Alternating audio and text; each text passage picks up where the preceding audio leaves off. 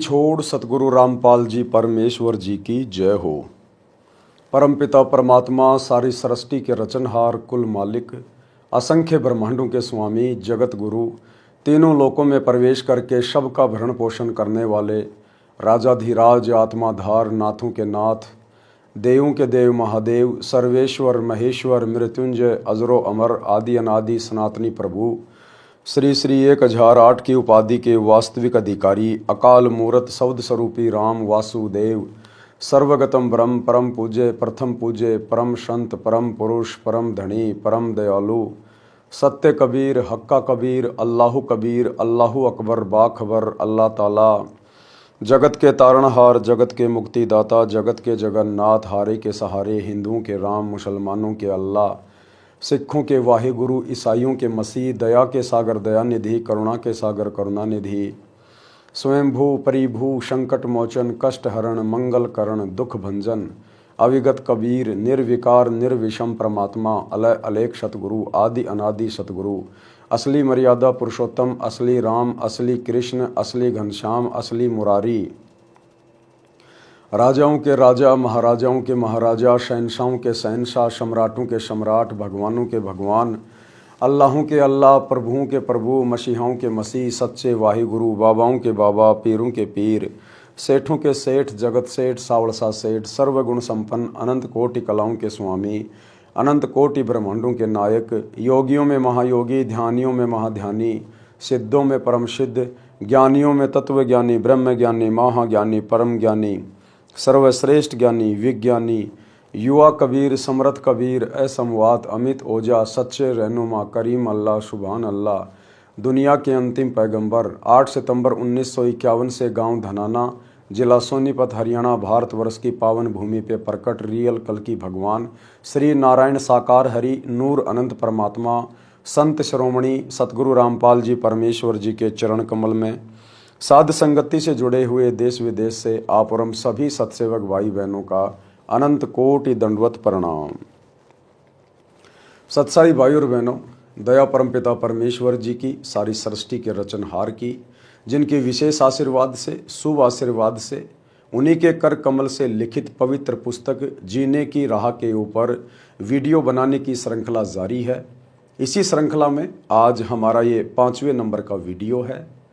पवित्र पुस्तक जीने की राह के ऊपर जो वीडियो बनाए जा रहे हैं, हम सभी भगत भाई बहनों की जिम्मेदारी बनती है कि आम समाज में हमारे जितने भी भाई बहन हैं जो अभी सत भक्ति से अपरिचित हैं, उन आत्माओं तक इन वीडियो को शेयर करके हम इस मिशन में अपनी सहभागिता अवश्य निभाएं। हम सब एक ही परमात्मा की आत्मा हैं। कोई मुसलमान नहीं है, कोई हिंदू नहीं, कोई सिख नहीं, कोई ईसाई नहीं, कोई जाति नहीं, कोई धर्म नहीं।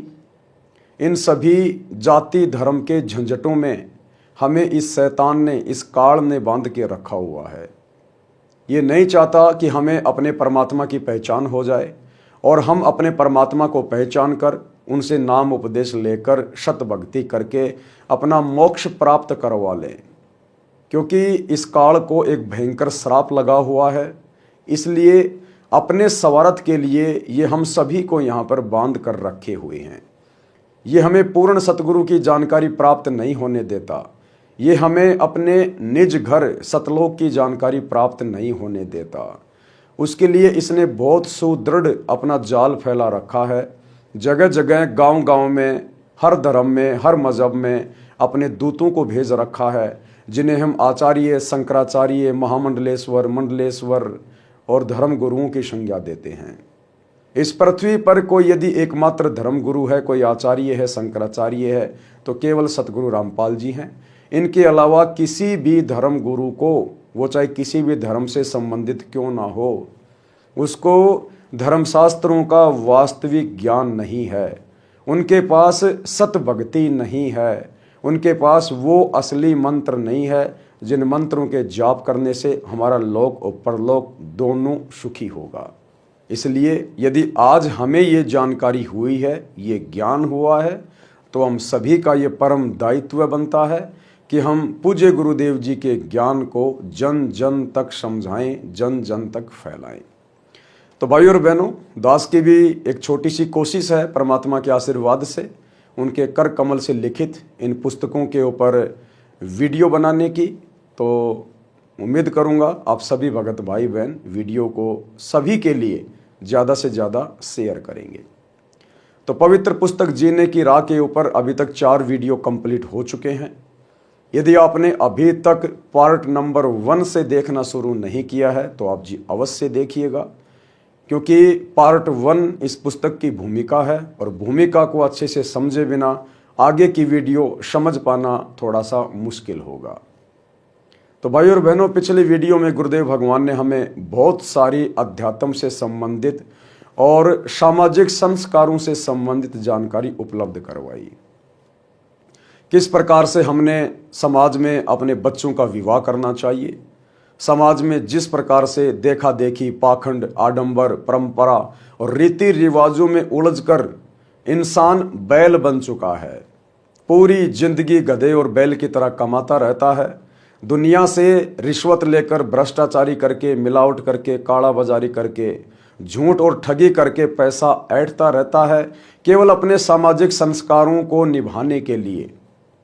और आगे चलकर जिन जिन लोगों से धोखाधड़ी करके पैसा कमाया है, रिश्वत लेकर पैसा कमाया है, मरने के बाद उन सभी के घरों में उनका गधा बनेगा, उनका बैल बनेगा और सारा दिन खेत में हल में जुतकर और अपना वो कर्म पूरा करेगा। तो आध्यात्मिक जानकारी के अभाव में इंसान इस प्रकार की आफत मोल ले बैठता है। तो गुरुदेव ने बहुत अच्छी तरीके से हमें समझाया कि हमने बच्चों का विवाह बहुत ही सिंपल तरीके से करना चाहिए।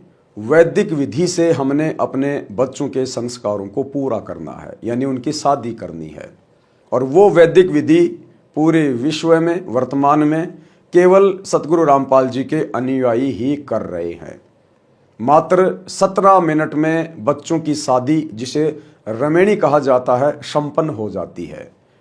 ना डीजे, ना भाती, ना बाराती, ना किसी प्रकार का लेना देना, ना दहेज, ना सोना चांदी, ना विशेष चटकीले और भड़कीले वस्त्र। सिंपल तरीके से बहन बेटियां ससुराल जाती हैं, किसी प्रकार का कोई झमेला नहीं। मात्र 17 मिनट में विश्व की सभी शक्तियों की स्तुति करके, जिसको रमेणी कहते हैं, उसके माध्यम से वो विवाह संस्कार संपन्न किया जाता है। कोई फेरा नहीं लिया जाता, कोई कन्यादान नहीं लिया जाता, कोई सामाजिक आडंबर नहीं किया जाता। तो आप जब ये पुस्तक पढ़ेंगे या जो वीडियो बनाए जा रहे हैं आप इनको शुरू से पढ़ेंगे तो आप जियों को सारी बातें तरतीब वाइज समझ में आती चली जाएंगी। आज के वीडियो में परमात्मा हमें समझा रहे हैं कि आम समाज में जिन माता बहनों को शादी के उपरांत संतान उत्पन्न नहीं होती है, उनको बांझ की संज्ञा दी जाती है। ये आध्यात्मिक ज्ञान की कमी है। आध्यात्मिक दृष्टि से जिन माता बहनों को शादी के बाद संतान नहीं होती है, और यदि उन माता बहनों को पूर्ण गुरु से नाम उपदेश प्राप्त हो जाए, सच्ची भक्ति मिल जाए, तो उन माता बहनों जैसी उत्तम आत्मा इस संसार में कोई और नहीं है। क्योंकि शादी के बाद बच्चे केवल उन्हीं माता बहनों को नहीं होते हैं जिनका पिछले जन्म जन्मांतरों का किसी भी आत्मा के साथ कोई संस्कार बाकी नहीं होता है। बाकी जिनके 2 बच्चे हैं, 4 बच्चे हैं, 8 बच्चे हैं, लड़का है, लड़की है, कोई माता पिता को दुखी कर रहे हैं, कोई सुखी कर रहे हैं, कोई घर छोड़ के भाग रहे हैं, कोई गांव की लड़की लेके भाग रहे हैं, माता पिता की इज्जत जो है मिट्टी में मिला रहे हैं। यानी जिनके बच्चे हैं उन माता पिता के पिछले संस्कार अभी शेष हैं। वो बच्चे अपने संस्कारों को पूरा करने के लिए उस घर में जन्म लेकर आते हैं। यदि पिछले जन्म में आपने किसी को दुखी कर रखा है, तंग कर रखा है, बेवजह आपने किसी को परेशान कर रखा है, तो इस जन्म में वो आपकी संतान के रूप में पैदा होगा और वो अपना बदला लेगा। अंत में आपको दुखी करेगा, बुढ़ापे में आपको परेशान करेगा, किसी लड़की के साथ भाग जाएगा, समाज में आपकी नाक कटेगी, आपकी इज्जत नहीं रह जाएगी। पिछले संस्कार से ही लड़कियां घर से भाग जाती हैं, माता पिता की इज्जत को बेआबरू कर देती हैं। युवा अवस्था में बच्चा मर जाता है, माता पिता बहुत दुखी होते हैं। ये हमारे पिछले संस्कार होते हैं, हमारे लेन देन हैं। यदि हमारे घर में लड़का या लड़की रूप में कोई संतान होती है तो इसका मतलब है हमने पिछले जन्मों में बहुत ज़्यादा भार कर्जा अपने ऊपर चढ़ा रखा है, किसी को दुखी करके या किसी को सुखी करके, और इस जन्म में संतान रूप में वो अपना बदला लेने आ रहे हैं। अक्सर आप देखते हैं एक ऐसा परिवार है जिसमें संतान उत्पन्न होते ही दुखों का पहाड़ टूट पड़ता है।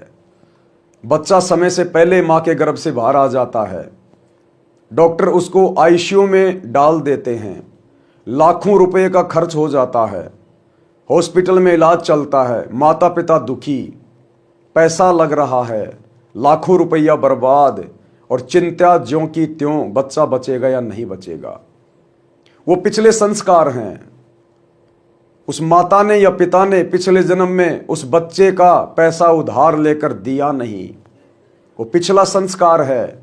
उस माता पिता ने पिछले जन्म में उस बच्चे के साथ में बहुत ही ज़्यादा बदतमीजियां की हुई हैं, उसको दुखी किया हुआ है। ना जाने पिछले जन्म में आपस में उनका क्या संस्कार था, वो उनका बाप था या वे उनके बाप थे, या वो कोई सरकारी अधिकारी था या वो कोई कर्मचारी था।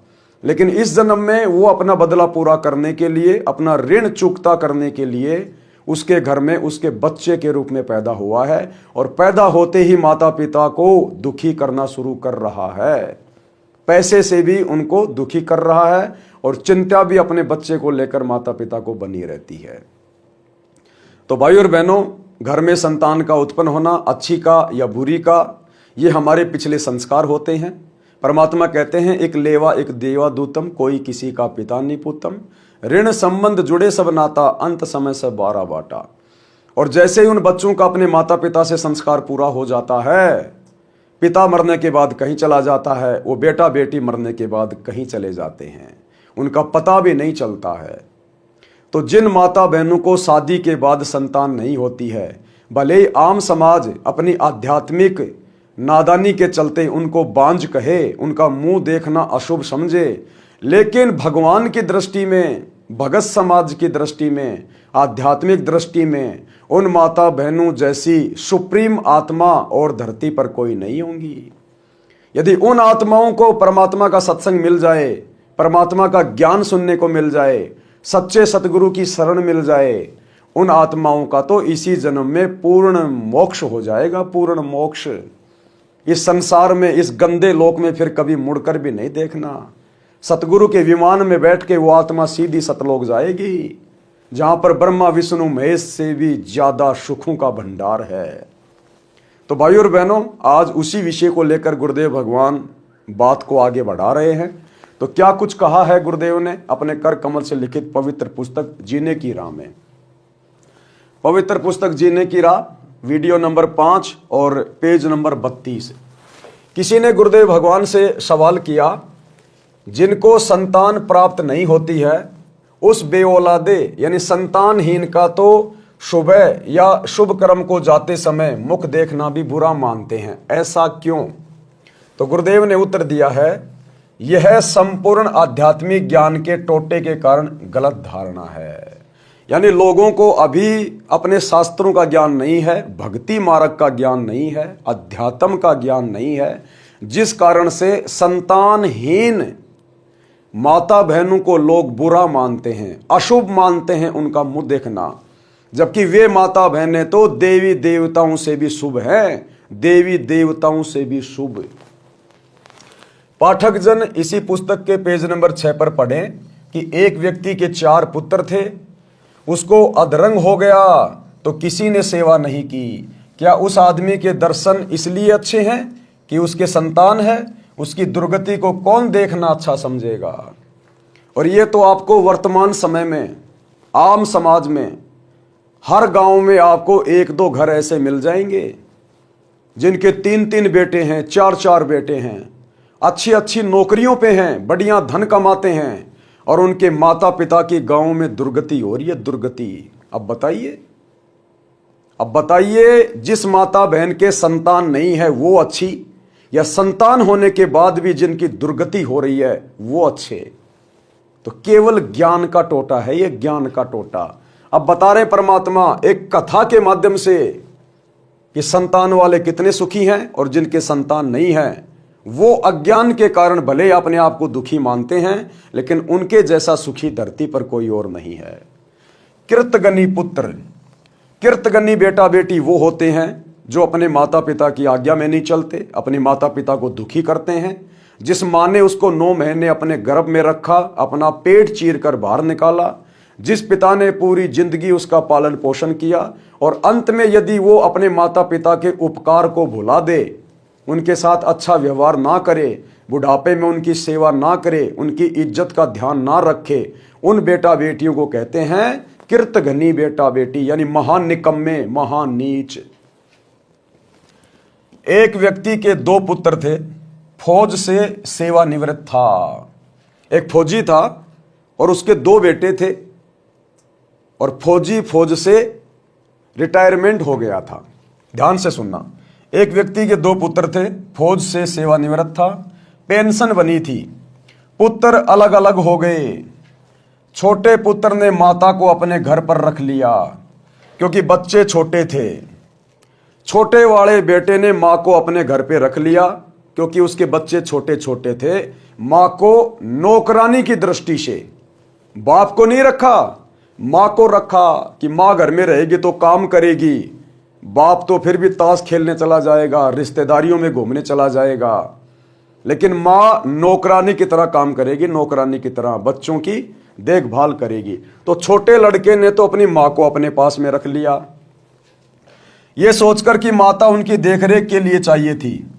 बड़े के बाटे पिता आ गया, और जो बड़े वाला बेटा था उसके हिस्से में आ गया पिता। पिता ने कहा कि मैं पेंशन के रुपये उसको दूंगा जिसमें रोटी खाऊंगा। अब उस फौजी ने कहा कि मैं तो अपनी पेंशन का पैसा उसी को दूंगा पूरा का पूरा, मैं जिसके घर में रोटी खाऊंगा, चाहे छोटे वाला खिलाओ और चाहे बड़े वाला खिलाओ। छोटा बेटा कहता था कि आधी आधी पेंशन बांट दिया कर। पिता ने मना कर दिया तो एक दिन पिता के सिर में लाठी मारी, पिता तुरंत मर गया। ये कहानियां आप जी बहुत सुनते होंगे भाई और बहनों, हर गांव में आपको एक आधा उदाहरण ऐसा मिल ही जाएगा कृतघ्नी बेटा बेटियों का। तो छोटे बेटे ने, जब उसके पिता ने आधी पेंशन नहीं दी तो छोटे बेटे ने अपने बाप के सिर में लठ मार दिया और वो फौजी साहब मर गया। वो फौजी, जिस फौजी के घर में जब वो लड़का पैदा हुआ था तो किस प्रकार से उसने खुशियां मनाई थी, उसने बैंड बाजे बजवाए थे, रिश्तेदार आए थे, जिम्मनवार किया था, गांव वालों को लड्डू जलेबियां खिलाई थी, उस बेटे को गोद में खिलाया करता था कि बड़ा होके मेरी सेवा करेगा, बड़ा होके मेरी सेवा करेगा। ये सेवा करी उस बेटे ने, अपने बाप के सिर में लठ मारा, बाप चला गया यमराज के पास। अब बताओ, जिन माता बहनों के संतान नहीं है वो सुखी, या जिनके संतान होकर भी कृतघ्नी हो गई वो माता पिता सुखी। पिता ने मना कर दिया तो एक दिन पिता के सिर में लाठी मारी, पिता तुरंत मर गया। लड़के को आजीवन कारावास की सजा हो गई, यानी उम्र कैद की सजा हो गई उस लड़के को। व्यक्ति को पुत्र प्राप्त होने के कारण उसके दर्शन शुभ माने जाते थे। अब बताओ, उस फौजी के तो 2 बेटे थे, जिस कारण से लोग कहते थे भाई बहुत भाग्यवान आदमी है, इसका तो मुंह देखना बहुत अच्छा है। क्या खाक मुंह देखना अच्छा है उसका? अंत में वही बेटा उसके लिए काल साबित हो गया, काल। व्यक्ति को पुत्र प्राप्त होने के कारण उसके दर्शन शुभ माने जाते थे, जिसके साथ अशुभ हो गया। अब आध्यात्मिक तराजू में तोलकर देखते हैं, गुरुदेव भगवान कह रहे हैं कि अब आपको भक्ति मार्ग के हिसाब से, परमात्मा के हिसाब से, आध्यात्मिक दृष्टि से बताते हैं कि क्या सही और क्या गलत है। अब आपको आध्यात्मिक तराजू में तोलकर देखते हैं कि बिना संतान वाले के दर्शन शुभ हैं या अशुभ। जैसे इसी पुस्तक में ऊपर स्पष्ट किया है कि परिवार संस्कार से बनता है। परिवार कैसे बनता है? संस्कार से, यानी जिनके पिछले जन्मों के आपस में कोई लेन देन रह जाते हैं। जैसे आज आप बहुत बड़े अधिकारी हैं और आपने धोखाधड़ी करके आपने किसी की जमीन हड़प ली, आपने किसी का पैसा हड़प लिया, या आपने किसी से रिश्वत ले रखी है, या आपने किसी की चोरी कर ली, ठगी कर ली, लूटमार कर ली, तो इस जीवन में तो आप सोच रहे हो कि मैंने तो पैसे कमा लिए, लेकिन मरने के बाद जब आपको कभी फिर मनुष्य जन्म मिलेगा 84 लाख योनियां भोगने के बाद, आप बनोगे इंसान, औरत या पुरुष, और जिसको आपने कभी पैसा ठगा था वो आपके घर में आपका बेटा या बेटी बन के पैदा होगा, बेटा या बेटी बन के, और वो पिछला अपना ऋण चूकता करेगा। इस जन्म में उस बाप को दुखी करके, परेशान करके, गांव में उसकी नाक कटवा के, जिस प्रकार उस बेटे ने अपने बाप के सिर में लठ मारकर और पिछले जन्म का बदला लिया। क्योंकि पिछले किसी जन्म में उस फौजी ने, जब कभी उसको मनुष्य जन्म था पहले, उसने उस अपने बेटे वाली आत्मा को इसी प्रकार से किसी न किसी तरीके से मारा था, धोखे से मारा हो या और किसी तरीके से मारा हो, जहर दे के मारा हो। अब उस आत्मा ने उस फौजी का बेटा बनकर अपना बदला लिया, उसके सिर में लठ मार के। तो परमात्मा कहते हैं परिवार संस्कार से बनते हैं, यानी आप और हमारे असंख्य जन्म हो चुके हैं स्त्री या पुरुष के, और उन असंख्य जन्मों में ना जाने हमने कितनी बकवादे करी हैं, किसी के साथ अच्छा किया, किसी के साथ हमने बुरा किया। तो वो तमाम आत्माएं आप और हमारे साथ में अगले जन्मों में रिश्तों में जुड़ती हैं और वे अपना बदला पूरा करती हैं। तो परमात्मा कह रहे हैं कि परिवार संस्कार से बनता है। कोई कर्ज उतारने के लिए पिता पुत्र, पत्नी, माता पिता, बहन भाई आदि के रूप में जन्म लेकर परिवार के रूप में ठाठ से रहते दिखाई देते हैं। जिस प्रकार एक घर में बाप पूरी जिंदगी बेचारा मेहनत करता है, कमाता है, और बेटा बाप के पैसों के ऊपर ऐश करता है, शराब पीता है, 2 नंबर के काम करता है, गाड़ी निकलवा लेगा, तरह तरह से बाप को दुखी करेगा, परेशान करेगा, रोजाना उसकी शिकायतें आएंगी। तो एक बेटा तो सारी जिंदगी बाप के पैसों पर ऐश करता है और बाप को दुखी भी करता है। क्यों? क्योंकि पिछले जन्म में उस बाप ने उस बेटे को किसी न किसी कारण से दुखी किया हुआ था। आज इस जन्म में वो बेटा अपना बदला लेने के लिए आया हुआ है। वो शत्रु है, शत्रु जिनको हम अपने बेटा बेटी मानकर सीने से लगा के फिरते हैं, वो तो अपना बदला लेने आया है। और एक परिवार में बेटा बेचारा नौकरी करता है, मजदूरी करता है, मेहनत करता है, और बाप सारा दिन शराब पी के गांव में पड़ा रहता है। तो पिछले जन्म में उस बेटे ने उस बाप वाली आत्मा को इसी प्रकार से दुखी किया हुआ था। आज वो बेटा उस बाप के घर में जन्म लेकर और अपने बाप से दुख उठा रहा है। वो बाप सारा दिन शराब पीता है, गांव में घूमता है, कोई काम नहीं करता, और बेटा बेचारा मेहनत करता है, मजदूरी करता है। अब दुनिया तो सोचती है कि भाई छोरा बहुत अच्छा, लेकिन बाप नालायक है। लेकिन दुनिया भक्ति मार्ग से अपरिचित है।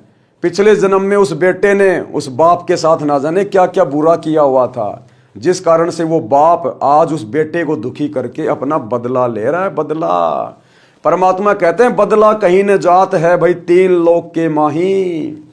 श्री रामचंद्र जी ने त्रेता युग में बाली को धोखे से मारा था, और द्वापर युग में लाखों वर्ष बाद उसी बाली वाली आत्मा ने श्री कृष्ण जी के पैर में तीर मारकर और अपनी मृत्यु का बदला लिया।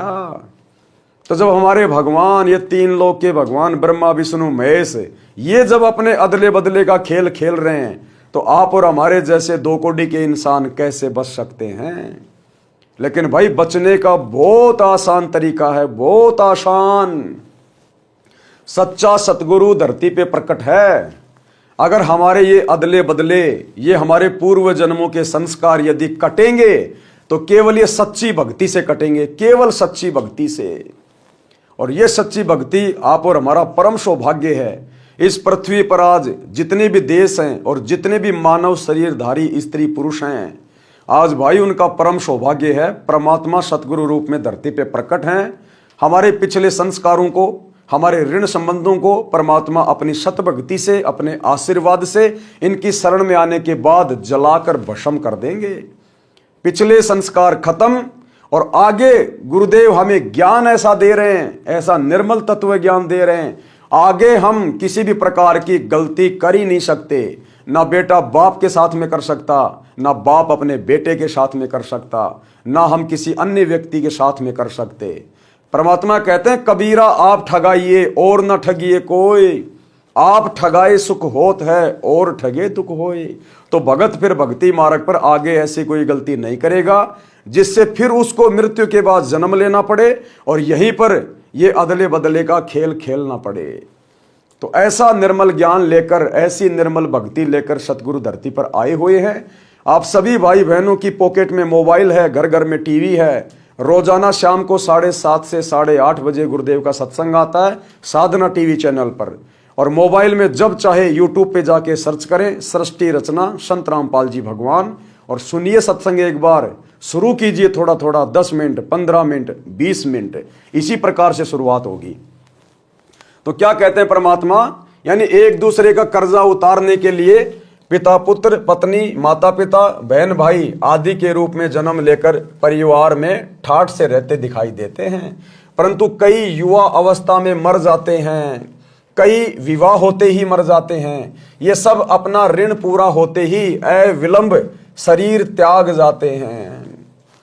मान लीजिए एक पिता है और उसका एक बेटा है और पिछले जन्म में उस पिता वाली आत्मा ने उस बेटे के साथ में धोखाधड़ी कर रखी है 10,000 रुपए की। तो वर्तमान में वो बेटा अपने 10,000 रुपए का अदला बदला पूरा करने के लिए उसके घर में उसके बेटे के रूप में जन्मा है। अब बेटा बढ़िया आराम से रह रहा, इकलौता बेटा है, घर में ठाठ बाट है, कोई दिक्कत नहीं है। और पिता ने अपने बेटे का विवाह रख दिया और अपने बेटे की बारात लेकर दुल्हन घर में लाने के लिए जा रहे हैं। और आप जी सुनते हैं कि रास्ते में दूल्हे की गाड़ी एक्सीडेंट हो जाती है, नहर में गिर जाती है, दूल्हा मर जाता है, दूल्हे के जीजाजी मर जाते हैं, 2-4 और मर जाते हैं। ये सब क्यों? किसने सोचा था कि ऐसा होगा? कौन चाहता है कि ऐसा हो? लेकिन फिर भी जबरदस्ती हो रहा है। ये हमारे संस्कार करवा रहे हैं, हमारे संस्कार, क्योंकि हमारे जन्म जन्मांतरों के संस्कार इस कदर बिगड़े हुए हैं, उनके ऊपर हमारा कोई जोर नहीं चलता। अब वो बेटा, जिस बेटे का पैसा पिछले जन्म में उसके बाप ने खाया था, आज वो बेटा अपने वो पैसे उस दिन पूरे कर चुका है जिस दिन उसकी मृत्यु हुई, गाड़ी एक्सीडेंट हुई और उसकी मौत हुई। वो लास्ट दिन था उसका वो कर्जा चूकती होने का। तो परमात्मा कहते हैं जैसे ही आत्मा अपना वो ऋण संस्कार पूरा कर लेती है, तुरंत शरीर छोड़कर चली जाती है। अब बाप रोएगा, परिवार रोएगा।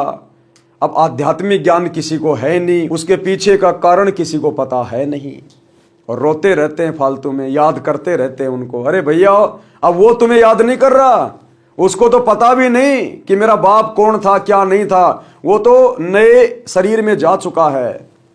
और वो माता पिता पूरी जिंदगी रोते रहेंगे, हाय मेरा बेटा, हाय मेरा बेटा। वो बेटा किसी और का बदला देने गया होगा या उसने खा रखा होगा तो अपना बदला लेने गया होगा।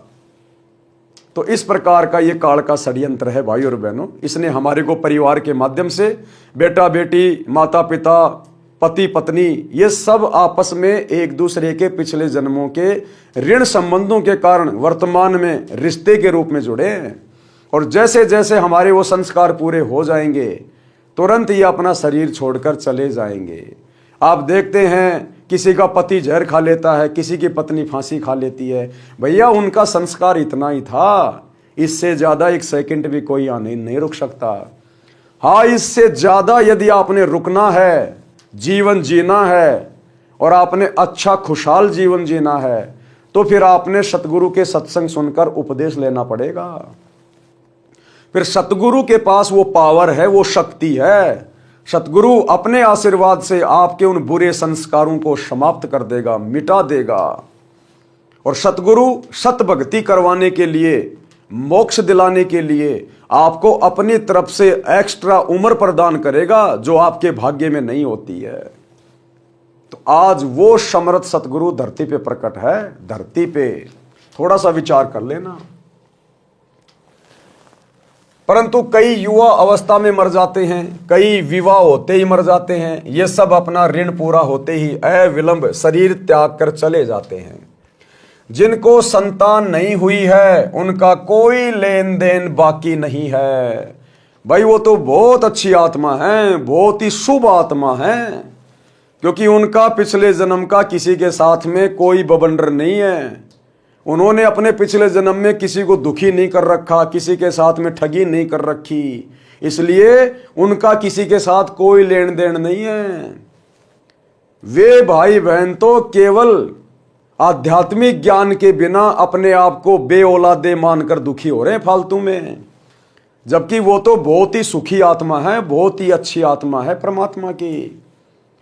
लेकिन बिना ज्ञान के उनको तरह तरह की चिंता हो जाती हैं, तरह तरह की उनको टेंशन हो जाती है कि संतान नहीं है, समाज में क्या मुंह दिखाएंगे, बुढ़ापे में हमारी सेवा कौन करेगा, बताओ। एक सेकंड का भरोसा नहीं और 30 साल आगे की सोच रहा कि बुढ़ापे में क्या होगा। मान लो आपके संतान भी हो गई और बुढ़ापा आने से पहले आपकी मौत हो गई, फिर क्या करोगे? उस संतान का चाटोगे फिर उसका? अरे बुढ़ापे के लिए भक्ति की आवश्यकता है। ये तीनों लोकों में प्रवेश करके सबकी सेवा, सबको भोजन पानी, जानवरों से लेकर इंसानों को परमात्मा दे रहा है, सतगुरु दे रहा है, जो तीनों लोकों में प्रवेश करके सबका भरण पोषण करता है। चीटी पायल बाजे पैर, साहिब सुनता है सब लहर, पो पाटी पगड़ा भया और जागी जिया जून, सब काऊ को देत है वो चौंत समाना चून। वो परमात्मा, वो सतगुरु चीटी को उसकी आवश्यकता के अनुसार कण भर और हाथी को उसकी आवश्यकता के अनुसार मण भर खिला रहा है, मण भर। तो आप लोगों ने जिनके घर में संतान नहीं है, आप लोगों ने तो सच्चे सतगुरु की तलाश कर लेनी चाहिए। और वर्तमान में तो आपका सौभाग्य, आपको तलाशने की भी जरूरत नहीं है। सच्चे सतगुरु धरती पे प्रकट हैं, सतगुरु रामपाल जी के रूप में। आपने तो तुरंत इनके सत्संग सुनकर, इनकी पुस्तकें पढ़कर उपदेश ले लेना चाहिए। और बुढ़ापे में यदि आपके 10-10 संतान होती और सारे IPS अधिकारी होते तो भी आपकी इतनी अच्छी सेवा नहीं कर पाते जितनी सेवा सतगुरु की भक्ति के कारण सतगुरु आपकी करवा देगा। सतगुरु 100 छल छिद्र कर देता है अपनी आत्मा के लिए। 100 छल छिद्र मैं करूं अपने जन के काज, और हिरणाकुश उदर उदारिया, नरसिंह जो धर लूं साज। जिस प्रकार अपनी प्यारी आत्मा भगत प्रहलाद को बचाने के लिए इसी परमात्मा ने, इसी सतगुरु ने नरसिंह रूप धारण करके और हिरण्यकशिपु की छाती फाड़ डाली थी। तो बुढ़ापे की चिंता नहीं होनी चाहिए फिर, अगर आप सतगुरु की शरण में आ गए तो। हाँ, यदि आप सतगुरु की शरण में नहीं है और आपके संतान भी नहीं है तो भैया बुढ़ापे में फिर आपके दिन अच्छे होंगे या बुरे होंगे, फिर आपका संस्कार ही काम करेगा। इससे ज्यादा आपको कुछ नहीं मिलेगा। दुर्गति होनी है तो दुर्गति होगी, सदगति होनी है तो सदगति होगी आपकी।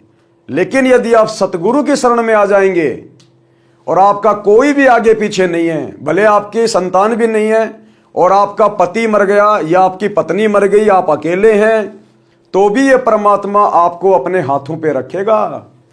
इस परमात्मा के भगत गुरुदेव प्रेरणा कर देते हैं। जो भगत भाई बहन भक्ति कर रहे हैं वे अपने घरों में लेके आ जाएंगे आपको और अपने माता पिता से भी उत्तम सेवा करेंगे आपकी। और ना जाने परमात्मा क्या क्या रास्ते निकाल देगा, अपनी आत्मा के क्या क्या रास्ते निकाल देगा। तो भाई और बहनों, हमने इन भ्रमणाओं से बाहर निकलना चाहिए। समाज की अपनी झूठी परंपराएं हैं और परमात्मा के भक्ति मार्ग के नियम कुछ अलग हैं।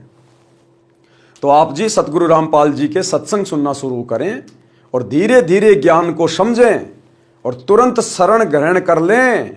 उसके बाद देखना आपका नारकीय जीवन कैसे परमात्मा स्वर्ग के समान सुंदर बना देगा, स्वर्ग के समान सुंदर। तो क्या कहते हैं परमात्मा? जिनको संतान नहीं हुई है उनका कोई लेन देन शेष नहीं है। वे यदि पूर्ण गुरु से दीक्षा लेकर, किससे? पूर्ण गुरु से दीक्षा लेकर।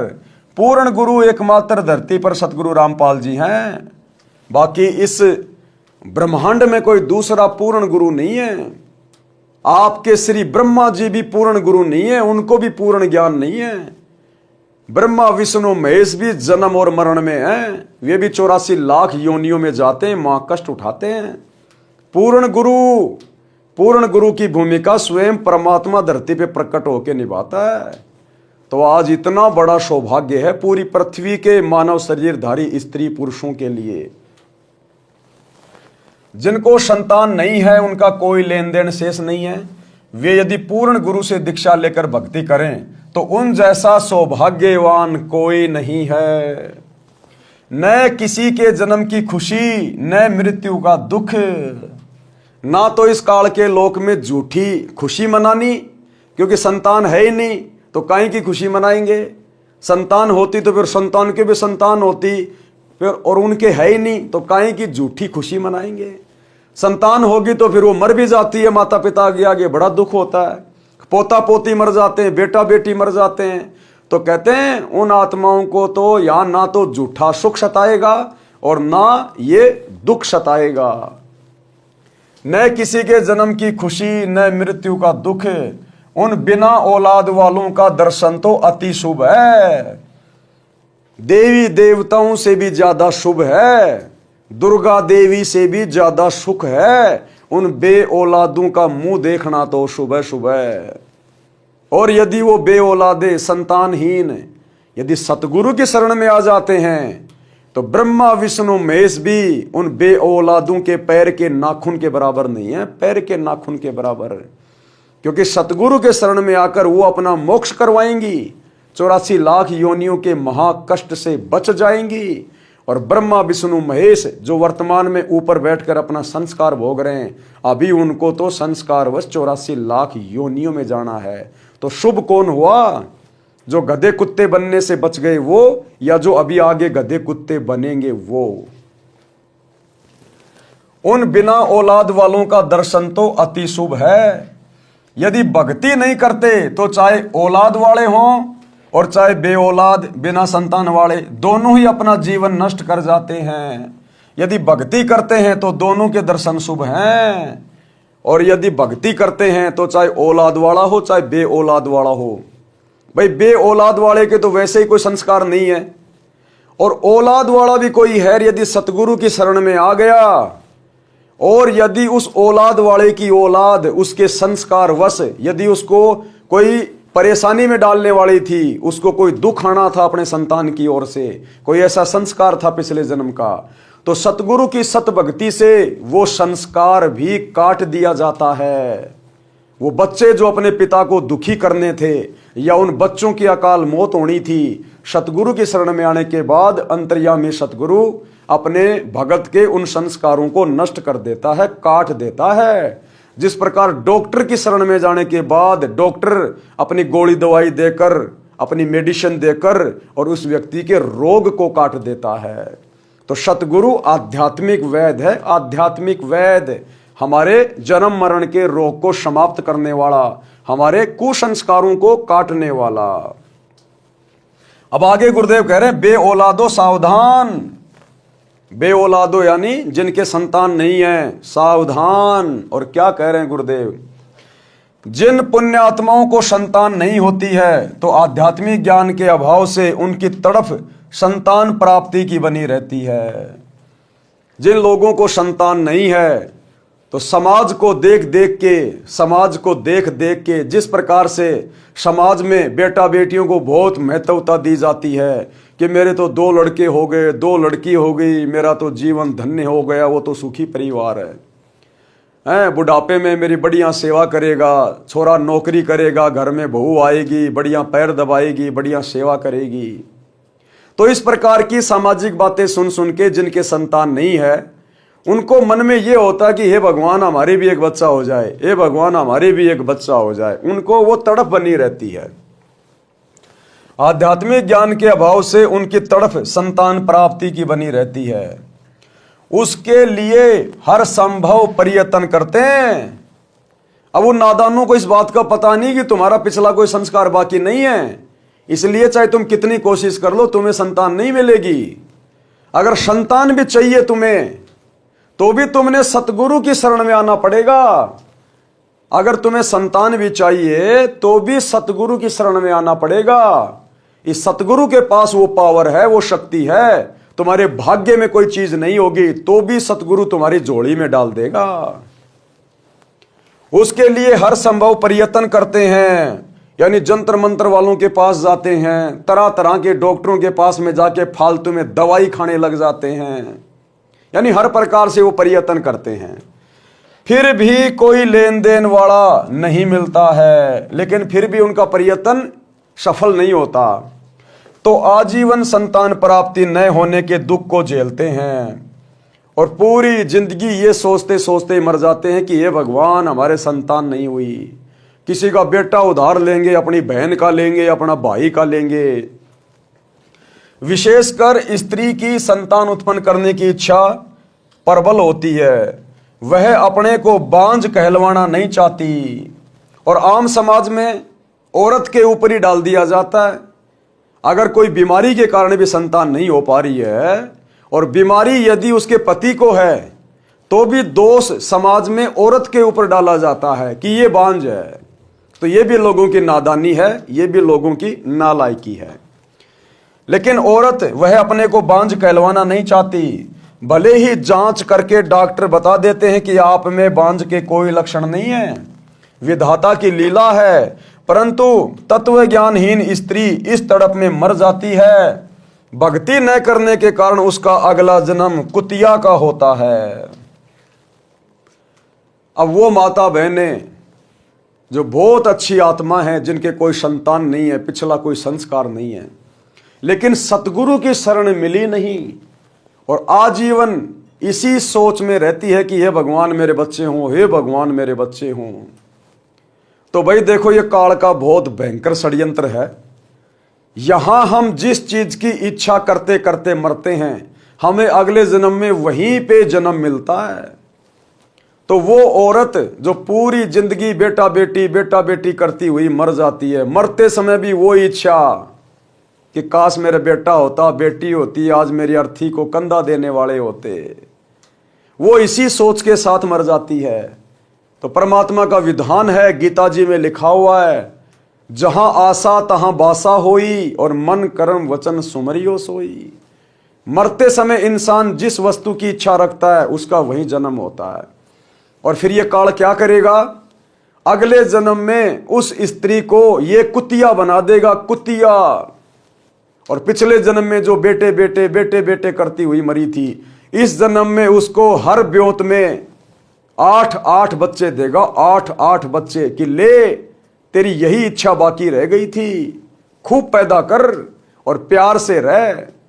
अब प्यार से तो कहां रहेगी वो कुतिया, बड़े होने के बाद वही बच्चे बड़े होके उसका कान फाड़ेंगे, एक रोटी का टूक नहीं खाने देंगे अपनी मां को, और मां के साथ में अश्लील हरकतें करेंगे, वो अलग है।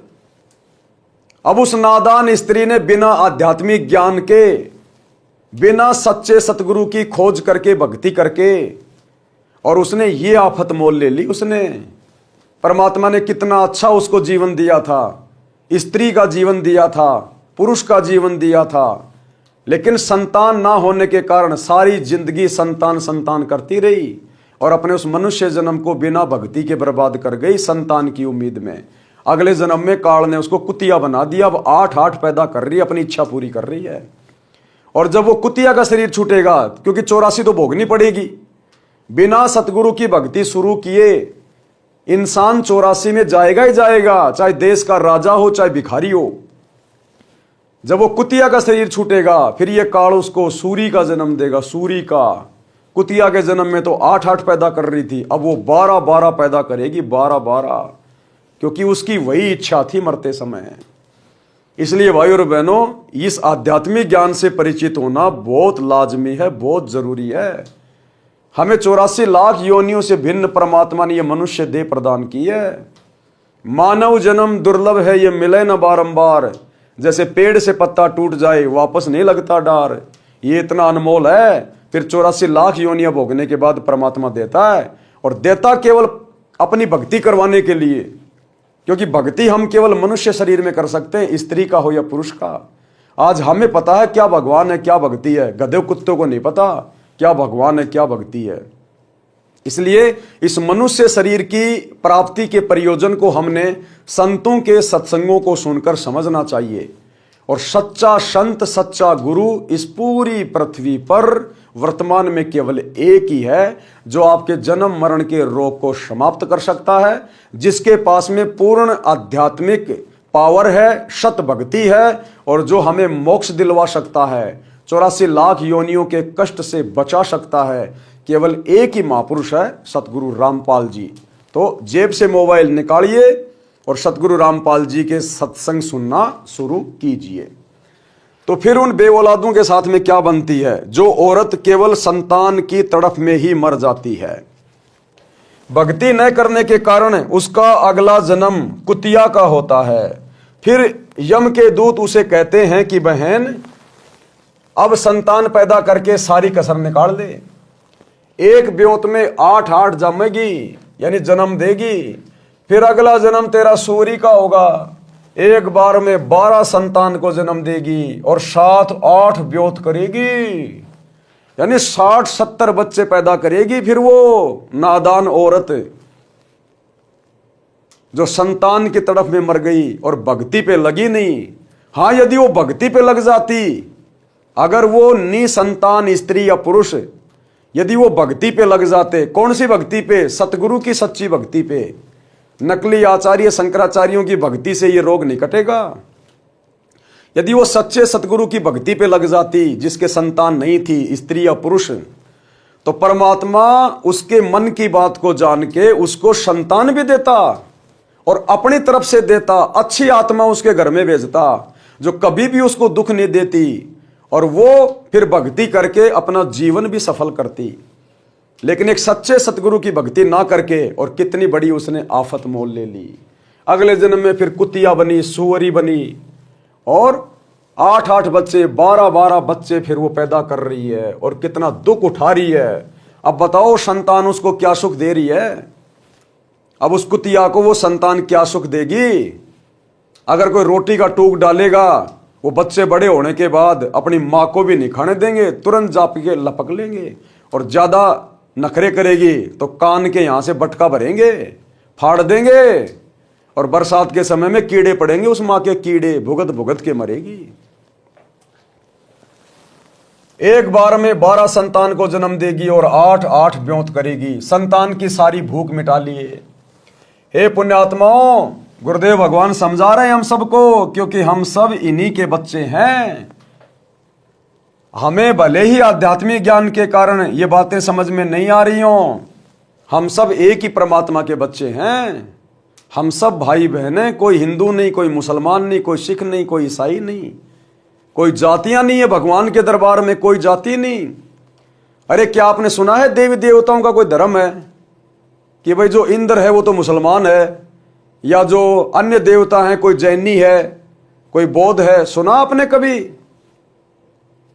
जब ऊपर कोई धर्म नहीं, कोई जाति नहीं, कोई मजहब नहीं, तो उनसे ऊपर जो परमात्मा का लोक है, शतलोक, जहां से हम आए हैं, उसके दरबार में कोई धर्म और जाति नहीं है। ये तो इस पृथ्वी लोक पर आज आप और हमें जो मनुष्य जन्म मिला है, इस काल को पता है कि मनुष्य जन्म में ये परमात्मा प्राप्त कर सकते हैं, मेरे जाल से छूट के बाहर निकल सकते हैं। इसलिए उसने हमारा ध्यान भटकाने के लिए, हमें आपस में लड़ाई रखने के लिए, कि भगवान की भक्ति गई भाड़ में, इनके आपस के लड़ाई झगड़े पूरे नहीं होंगे, हमें आपस में धर्मों में बांट दिया, जातियों में बांट दिया, तरह तरह की सेनाएं बना दी, एक दूसरे के दुश्मन बना दिए। कोई राजपूत सेना बना दी, कोई मीणा टाइगर सेना बना दी, हैं, कोई क्या सेना बना दी, कोई बजरंग दल बना दिया, कोई विश्व हिंदू परिषद बना दी, कोई वक्फ बोर्ड बना दिया। ये दुनिया भर के जो ये जाल हैं, ये इस काल के द्वारा फैलाए गए हैं, आप और हमें यहाँ पर आपस में लड़ाई रखने के लिए, ताकि हम सच्चे सतगुरु के विषय में ना सोच लें, हम संतों के सत्संग सुनने के विषय में ना सोच लें। और यदि कभी कभार ऐसी मन में प्रेरणा भी उठती है, तो हम उन नकली संतों के सत्संगों में जा बैठते हैं जो खुद काल की गोद में बैठे हुए हैं। तो भाई और बहनों, सच्चे सतगुरु की शरण में आने से हमारी ये बात बनेगी।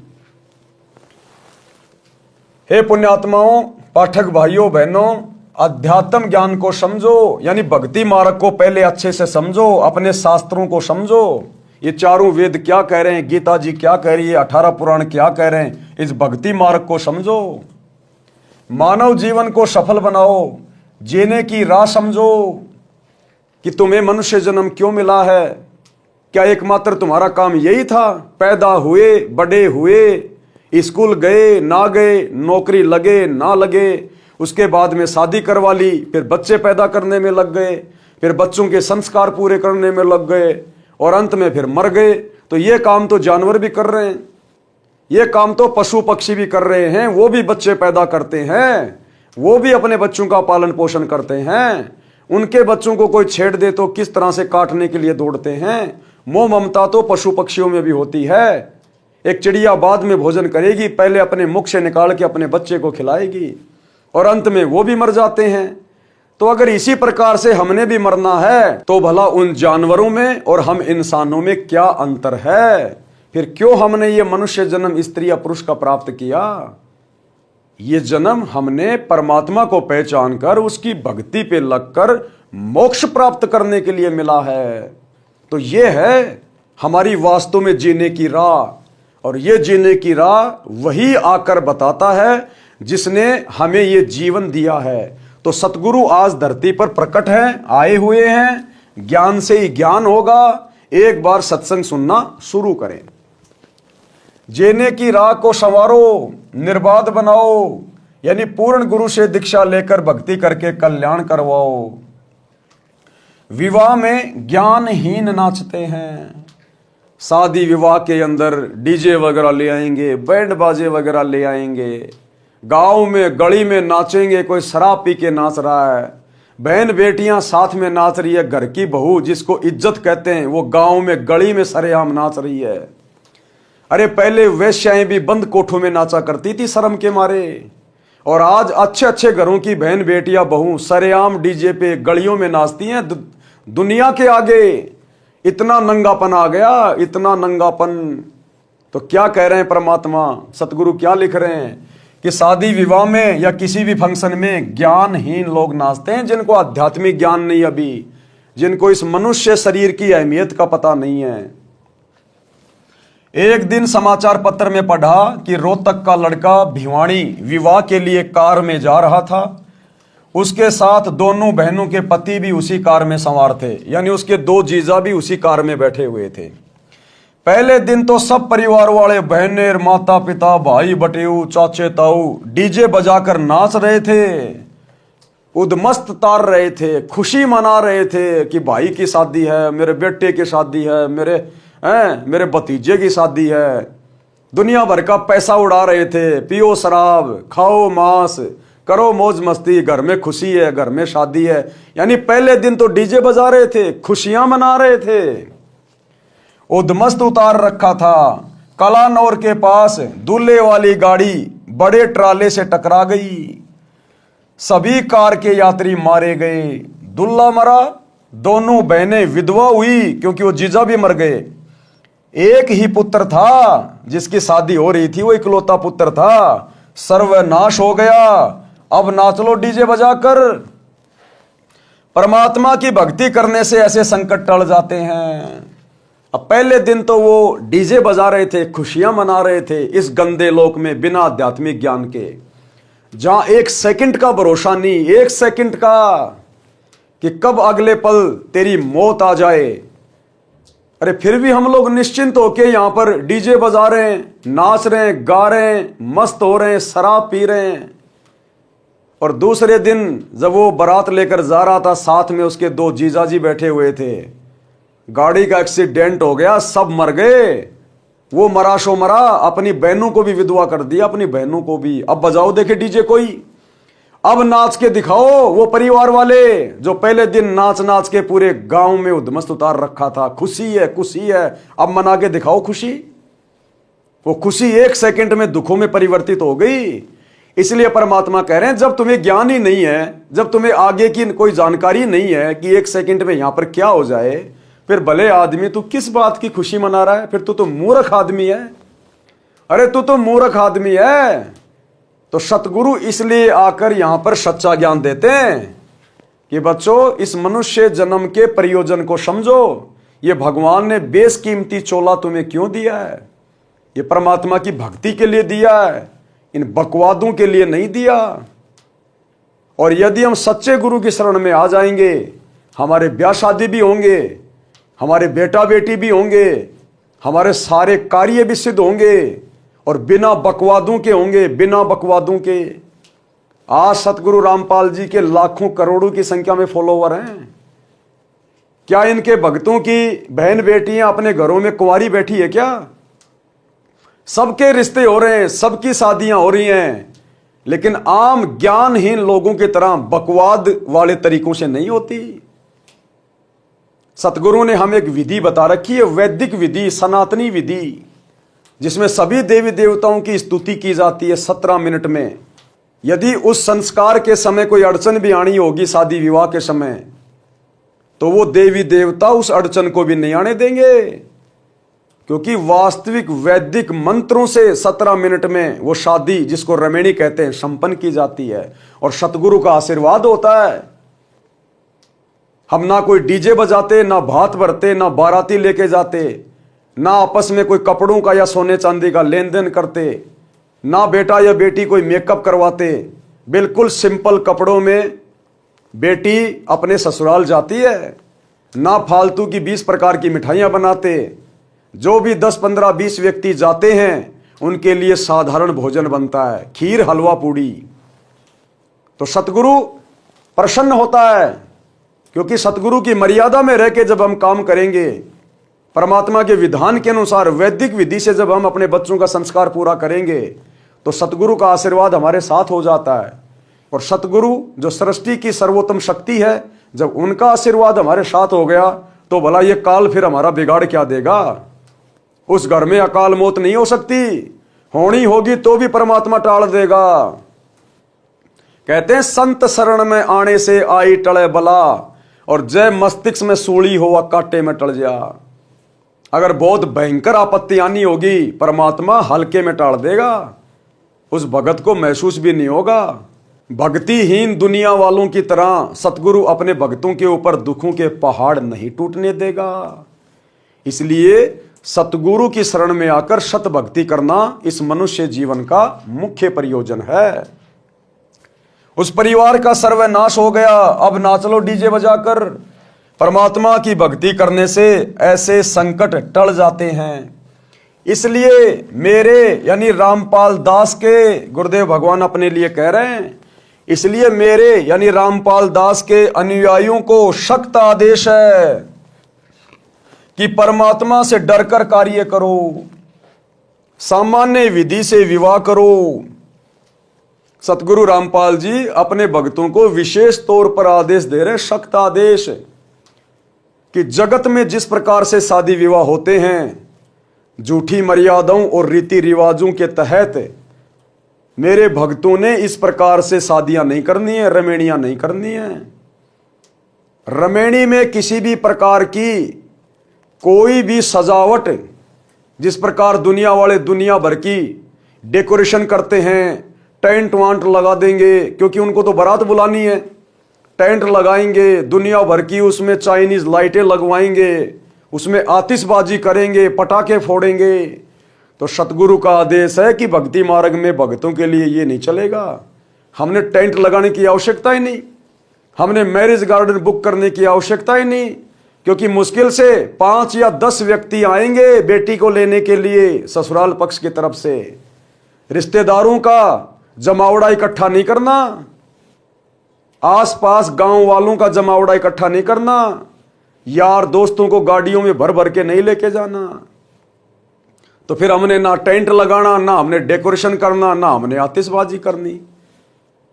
इसके अलावा कोई भी सोना चांदी का गहना शरीर के ऊपर नहीं होना चाहिए। आर्टिफिशियल ज्वेलरी भी उस बेटी के नाक में, कान में, गले में, हाथों में, उंगलियों में नहीं होनी चाहिए। और ना वो लड़का जो शादी करने जा रहा है, रमेणी करने जा रहा है, ना उसके हाथों में कोई सोने चांदी की अंगूठी, गले में सोने चांदी की चैन या अन्य कोई किसी प्रकार की ज्वेलरी होनी चाहिए। और ये आम संसार की तरह शेरवानी वगैरह पहनना, सिर के ऊपर वो राजा महाराजाओं जैसा मुकुट लगाना, तलवार साथ में लेना या अन्य आडंबर करना अपनी परंपराओं के तहत, ये बिल्कुल मना है, मना। सिंपल कपड़े, जो आम जीवन में पहनते हैं, पैंट शर्ट या कुर्ता पाजामा जैसा भी अपनी क्षेत्रीय पोशाक होती है, जो आप जी प्रतिदिन पहनते हैं उसी प्रकार के कपड़े, और कोई भी कपड़ों का लेन देन नहीं कि भाई हम अपनी बेटी की रमेणी कर रहे हैं, उसकी सासू के लिए कपड़े देने, उसके ससुर के लिए देने, या उसके ससुर को हाथ में बांधने के लिए कोई घड़ी देनी है। 1 रुपए की चीज नहीं देनी। 1 रुपए की चीज क्या होती है? केवल लड़की लेके जाएगा और साथ में लड़की केवल 4 जोड़ी कपड़े।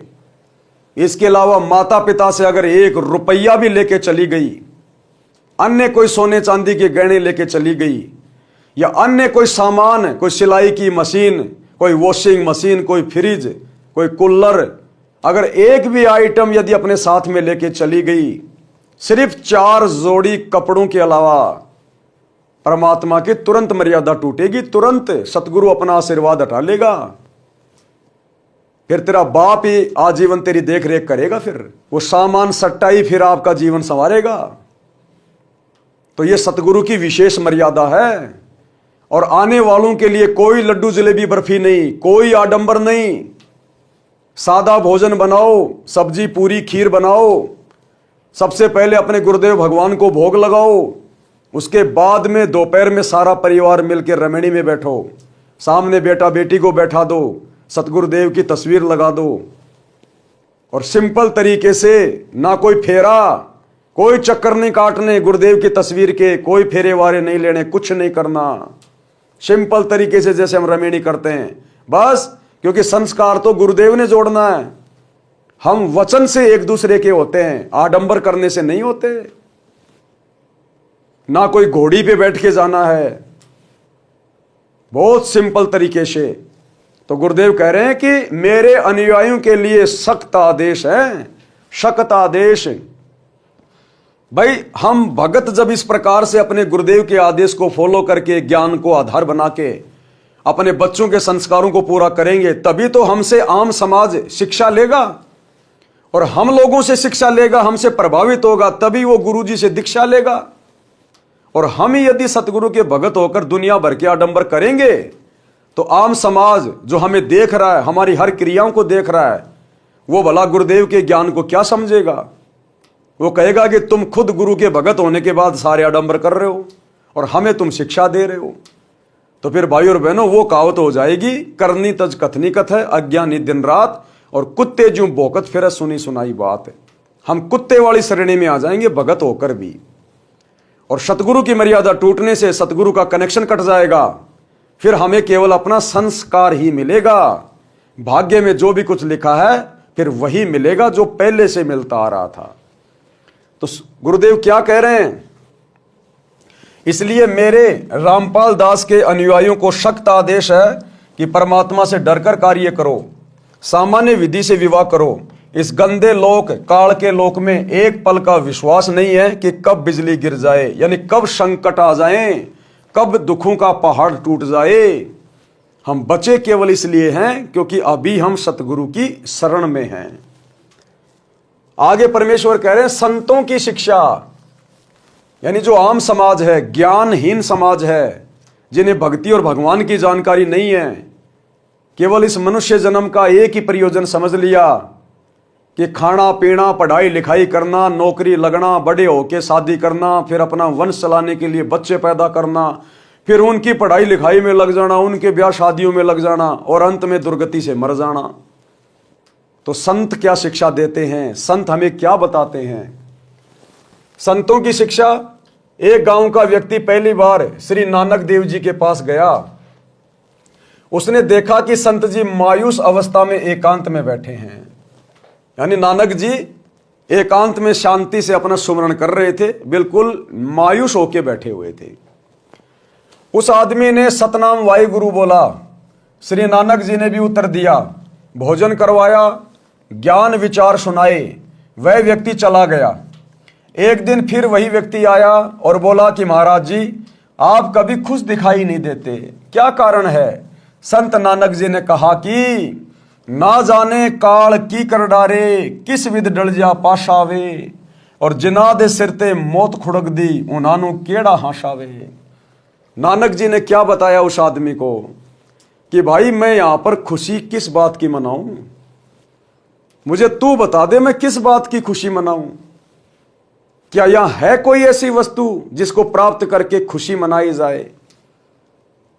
जब एक दिन मुझे मरना है, मेरे पूरे परिवार को मरना है, मेरे बच्चों को भी मरना है, मेरे पोता पोती को भी मरना है, तो मैं खुशी मनाऊं किस बात की भाई। यहां तो सब मिट्टी के पुतले हैं, नश्वर हैं, और भक्ति करने के लिए मुझे शरीर मिला है। भक्ति मुझे मेरे गुरु से, उस कबीर भगवान से मिल गई, धाणक से, काशी वाले जुलाई से मिल गई। अब मैंने तो भक्ति करनी है। अब मुझे तो इस बात की चिंता है कि मेरा शरीर छूटने से पहले मेरी भक्ति अधूरी ना रह जाए। हे परमात्मा, मेरा वो मौत का समय आने से पहले पहले मेरी भक्ति पूरी हो जाए। अगर मेरी भक्ति अधूरी रह गई तो फिर से मुझे यही जन्म लेके आना पड़ेगा, और ना जाने गधा बनूंगा या कुत्ता बनूंगा या किस परिवार में जन्म लूंगा, कैसे कैसे कष्ट भोगूंगा। तो मुझे तो मेरा आने वाला समय दिखाई दे रहा है, आने वाला भविष्य दिखाई दे रहा है।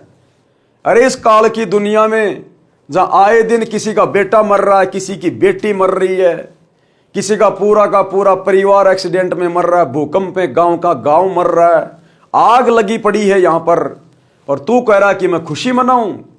तो नानक जी ने कहा, ना जाने काल की कर डारे, किस विद डल जा पाशावे। ये काल 21 ब्रह्मांड का स्वामी, दुर्गा का पति, ब्रह्मा विष्णु महेश का बाप, जिसने अपने स्वार्थ के लिए हम सबको भेड़ और बकरियों की तरह, जिस प्रकार कसाई अपने बाड़े में भेड़ बकरियां रखता है काटने के लिए, हम सबको इस प्रकार से उसने रोक के रखा है यहां। तो भैया ना जाने काल की कर डारे, किस विद डल जा पाशावे। एक सेकंड में यहां पर क्या आपत्ति आ जाए। और कहते जिना दे सिर ते मौत खुड़क दी, उनानू केड़ा हंसावे। जिस व्यक्ति के सर के ऊपर, गर्दन के ऊपर कच्चे धागे से तलवार लटका के रख दी जाए, क्या वो व्यक्ति हंस सकता है। उसको तो पल पल चिंता रहेगी कि हे भगवान, कच्चे धागे से तलवार लटक रही है गर्दन पे, ना जाने कब टूट जाए। वो तो प्रार्थना करता रहेगा भगवान से, बचाइयो परमात्मा बचाइयो। वो व्यक्ति कभी खुशी नहीं मना सकता। तो ना जाने कब यहां पर ये काल की तलवार चल पड़े, कब मौत आ जाए, कब वो मेरा चलने का समय आ जाए। तो भाई मैं तो अपने परमात्मा की भक्ति करता हूं।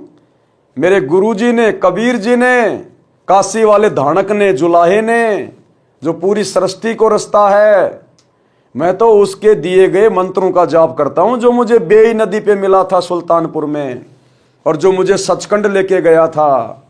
मैं तो उनका मंत्र जाप करता हूं भाई। मैं तो अपने भविष्य को सोच सोच के चिंतित हूं। तो नानक जी ने कहा, ना जाने काल की कर डारे, किस विद डल जा पाशावे। और जिनाते सिरते मौत खुड़क दी, उनानू केड़ा हंसावे। भावार्थ, संत नानक जी ने कहा कि हे भाई, इस मृत्यु लोक में सब नासवान हैं, पता नहीं किसकी जाने की बारी कब आ जाए। अरे आप और हम तो सामान्य जीव हैं, सामान्य व्यक्ति हैं। श्रीमद् देवी भागवत पुराण 3रा स्कंद, श्री विष्णु जी अपनी माता दुर्गा से कह रहे हैं कि माता आप त्रिदेव जननी हो, यानी हम तीनों देवताओं की माता हो, और हम तो आपके अधीन होके सारा कार्य कर रहे हैं। हमारा तो आविर्भाव यानी जन्म और तिरोभाव यानी मृत्यु हुआ करती है। हम अविनाशी नहीं हैं, आप नित्य हो। बताओ, जब यहां पर ब्रह्मा विष्णु महेश भी नासवान हैं, उनकी भी जन्म और मृत्यु होती है, और कब हो जाए उनको भी नहीं पता, और उनको भी 84 लाख योनियों में तरह तरह के पशु पक्षी बनकर कष्ट उठाने पड़ते हैं। तो भाई फिर हम आम जीवों की क्या औकात है जो भक्ति ना करें और यहां पर खुशी मना के अपना यह अनमोल मनुष्य जीवन हम बर्बाद कर दें। और अगर हम खुशी भी मनाते हैं तो हम उस समय खुश होते हैं जब हम अपने गुरुजी के सत्संग में जाते हैं, जब हमें हमारे गुरुजी मिलते हैं, भाई हम उस समय प्रसन्न होते हैं। वो हमारा त्योहार है, वो सत्संग जहां पर संत इकट्ठे होते हैं, भगवान के दर्शन होते हैं, आपस में ज्ञान चर्चा होती है, वो है हमारा असली त्योहार। हम उस दिन खुशी मनाते हैं। बाकी इस काल के लोक में खुशी मनाने के लिए हमारे पास और कोई भी ठोस वजह नहीं है। संत नानक जी ने कहा कि हे भाई, इस मृत्यु लोक में सब नासवान है, पता नहीं किसकी जाने की बारी कब आ जाए। इसलिए जिनके सिर पर मौत गरज रही हो, उस व्यक्ति को नाचना गाना हंसी मजाक कैसे अच्छा लगेगा। हम कैसे ये नाटक देख सकते हैं, सीरियल देख सकते हैं, फिल्में देख सकते हैं, ये मैच वगैरह हम कैसे देख सकते हैं। हमें तो पल पल अपने भविष्य की चिंता लगी रहती है। मूर्ख या नशे वाला व्यक्ति इस गंदे लोक में खुशी मनाता है। मूर्ख या नशे वाला कौन? जिसको आध्यात्मिक ज्ञान नहीं, जिस व्यक्ति को आध्यात्मिक ज्ञान नहीं, सच्चे गुरु की शरण प्राप्त नहीं, जो सत्संग में नहीं जाता, उसके ऊपर काल का नशा चढ़ा हुआ है। तो ऐसा नशीला व्यक्ति, ऐसा नशेड़ी व्यक्ति ही यहां पर नाच सकता है, गा सकता है। जिस प्रकार कोई शराबी व्यक्ति शराब के नशे में रोड पे पड़ा है और उसके गांव का कोई आदमी आके कहे कि भैया तुम्हारे घर में आग लग गई, तो वो नशेड़ी व्यक्ति जिसको कुछ पता ही नहीं है और वो कहेगा क्या बोला, अरे भाई तुम्हारे घर पे आग लग गई, और वो कहे नहीं नहीं गा के बता मुझे।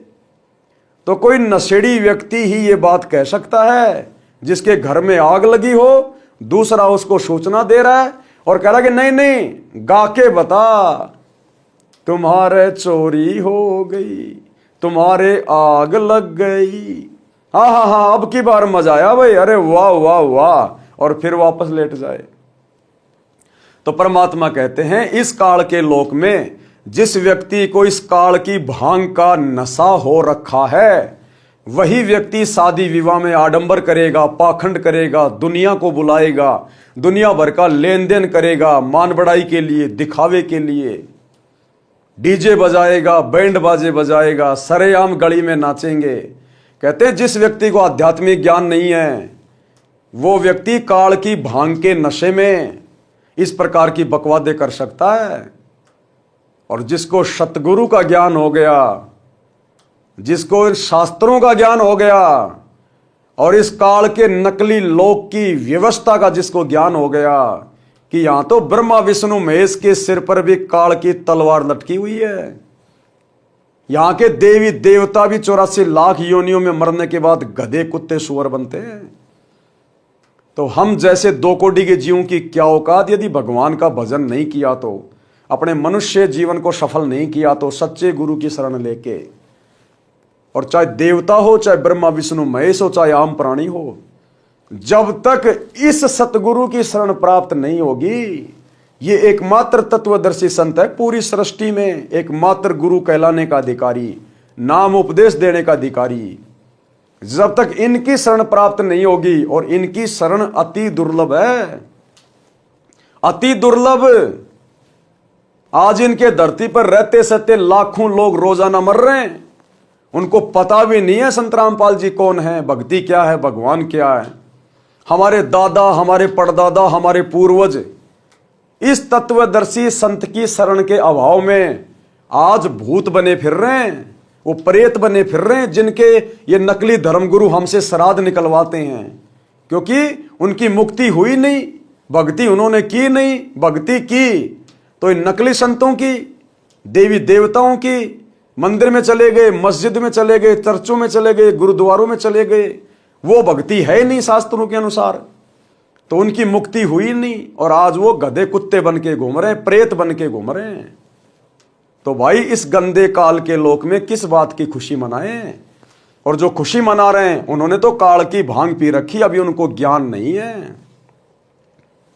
जैसे एक व्यक्ति की पत्नी को विवाह के 10 साल बाद पुत्र हुआ, एक आदमी की शादी के बाद 10 साल बाद उसको अपनी पत्नी से पुत्र प्राप्त हुआ, उसके उत्पन्न होने की खुशी में लड्डू बनाए, बैंड बाजे बजाए, उद्मस उतार दिया। अगले साल जन्मदिन को ही मृत्यु हो गई, और अगले साल जब उस बच्चे का पहला जन्मदिन था, जन्मदिन से 1 दिन पहले उस बच्चे की मृत्यु हो गई। अब मना लो खुशी, बजा लो डीजे, बुलाओ रिश्तेदार, अब मातम मनाओ, मातम। सर पीट पीट के रो रहा है वो पूरा परिवार। मना लो खुशी। किस बात की खुशी मना रहे हो इस गंदे लोक में, जब एक सेकंड का तुम्हारी मौत का भरोसा नहीं, कब तुम्हारे घर पर बिजली गिर जाए, संकट आ जाए। और वो परिवार यदि सतगुरु से नाम उपदेश ले लेता, परमात्मा उस घर में दुख नहीं आने देता। उस बच्चे को सतगुरु 100 साल की उम्र प्रदान कर देता, 100 साल की, इतना समर्थ है। एक छोटा सा सत्संग गुरुदेव के मुख कमल से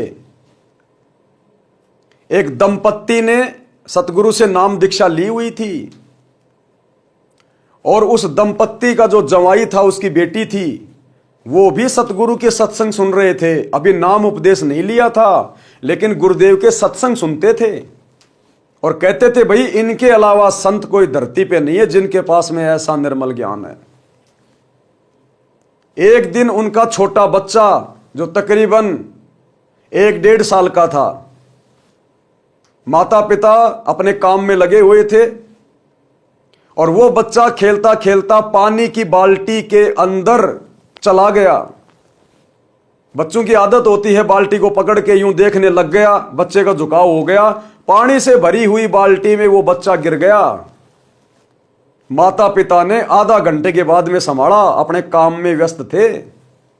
बच्चा मरा हुआ मिला, आधे घंटे में पानी में डूबा हुआ बच्चा कैसे जिंदा होगा। बच्चे का शरीर पूरा नीला। दौड़कर घर वालों ने बाल्टी से बाहर निकाला, डॉक्टरों को दिखाया, लेकिन बच्चा मरा हुआ, मृत।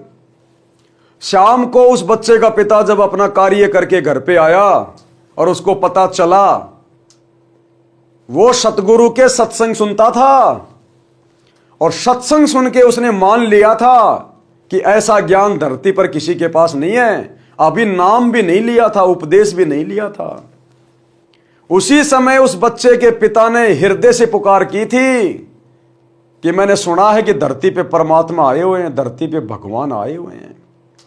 अगर धरती पे भगवान वास्तव में आया हुआ है गुरुदेव का ध्यान करके, तो मेरा बच्चा जिंदा हो जाए।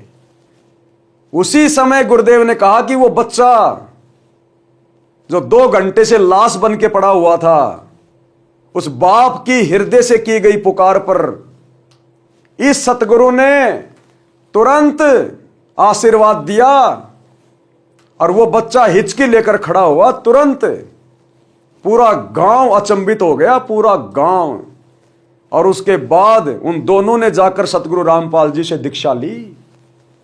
ये है वो परमात्मा, ये है समर्थ, ये है सतभक्ति धरती पे वर्तमान में।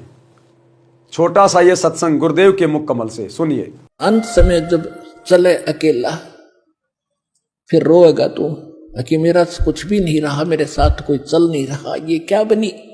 और परमात्मा कहते मैं रोज बताया करता, प्रतिदिन यही सब समझाया करता, तेरा साथी कोई नहीं है, तेरा साथी मैं हूं, मुझे तू भूल चुका है। तेरा यहां भी जो संस्कार है बच्चों का, परिवार का, माता पिता, भाई बहन, पति पत्नी का, इसने भी मैं सेट करवाऊंगा, थोड़ा सुलझेड़ा करवाऊंगा। तुम्हारा इस संस्कार को ढंग से निमटवा दूंगा सबका जो मेरी शरण में आगे, और फिर सारा न मोक्ष कर दूंगा। अब कहते हैं कह कबीर शरण गह मेरी हो रक्षा जल थल की। दास ने आपको एक दिन और बताया था, एक माई अपने दोते को लिए खड़ी यहां मिलने के लिए, 1.5 महीना हो गया, और वो लड़का होगा ज्यादा से ज्यादा 1 वर्ष का, 1.5 वर्ष का। वो क्या बता रही थी कि एक बड़ा बाल्टी थी, उस बाल्टी में चढ़ गया। नो मतलब बच्चा चढ़ता चढ़ता भरी थी पानी बाल्टी की, मुंह दे मुंह गिर गया। और हम कहीं बातें कर रहे थे, काम कर रहे थे। 4 घंटे के बाद वो बच्चा संभाला, मरा पाया। मेरा जो दामाद और मेरी बेटी सत्संग सुना करते, आपका नाम नहीं ले रहे थे, और उसमें भक्तों के चमत्कार, ऐसी ऐसी लीला सुनकर वो गदगद हो रहे थे कि भाई। तो उस दिन उसके पिता ने यह पुकार करी थी, अगर भगवान जब सब कह रहे हैं और धरती पर भगवान है तो आज मेरा बालक जिंदा हो जाए। नो टक्कर मारी, और 4 घंटे पानी में मुंह दे मुंह पर बालक दस मतलब है निबोड़ के सांस आ जाए। और काफी देर वो बाहर भी रख लिया था। जब वो उसका पिता आया, जब उसने ये पुकार करी, 2 सेकंड में बच्चे ने हिचकी ली और ऐसे आंख हुई। बोल सतगुरुदेव की।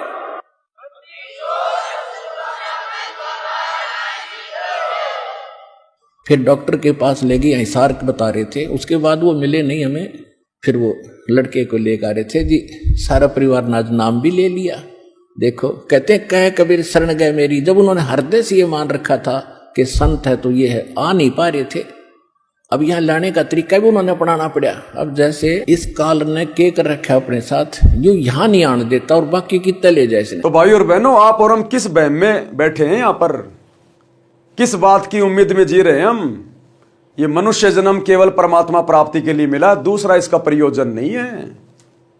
ये बात या तो आज सतगुरु के सत्संग सुनकर समझ लो, अन्यथा कल को शरीर छूटने के बाद जब खाली हाथ जाएंगे, क्योंकि यहां की संपत्ति तो यही रह जाएगी, आपके कपड़े भी नहीं जाएंगे, आपका शरीर भी लोग यही फूंक देंगे, 2 मुट्ठी राख बन जाएगी। ऊपर लेके क्या जाओगे? जो बैल और गधे की तरह कमा कमा के जोड़ रहे हो, दुनिया को ठक ठक के जोड़ रहे हो।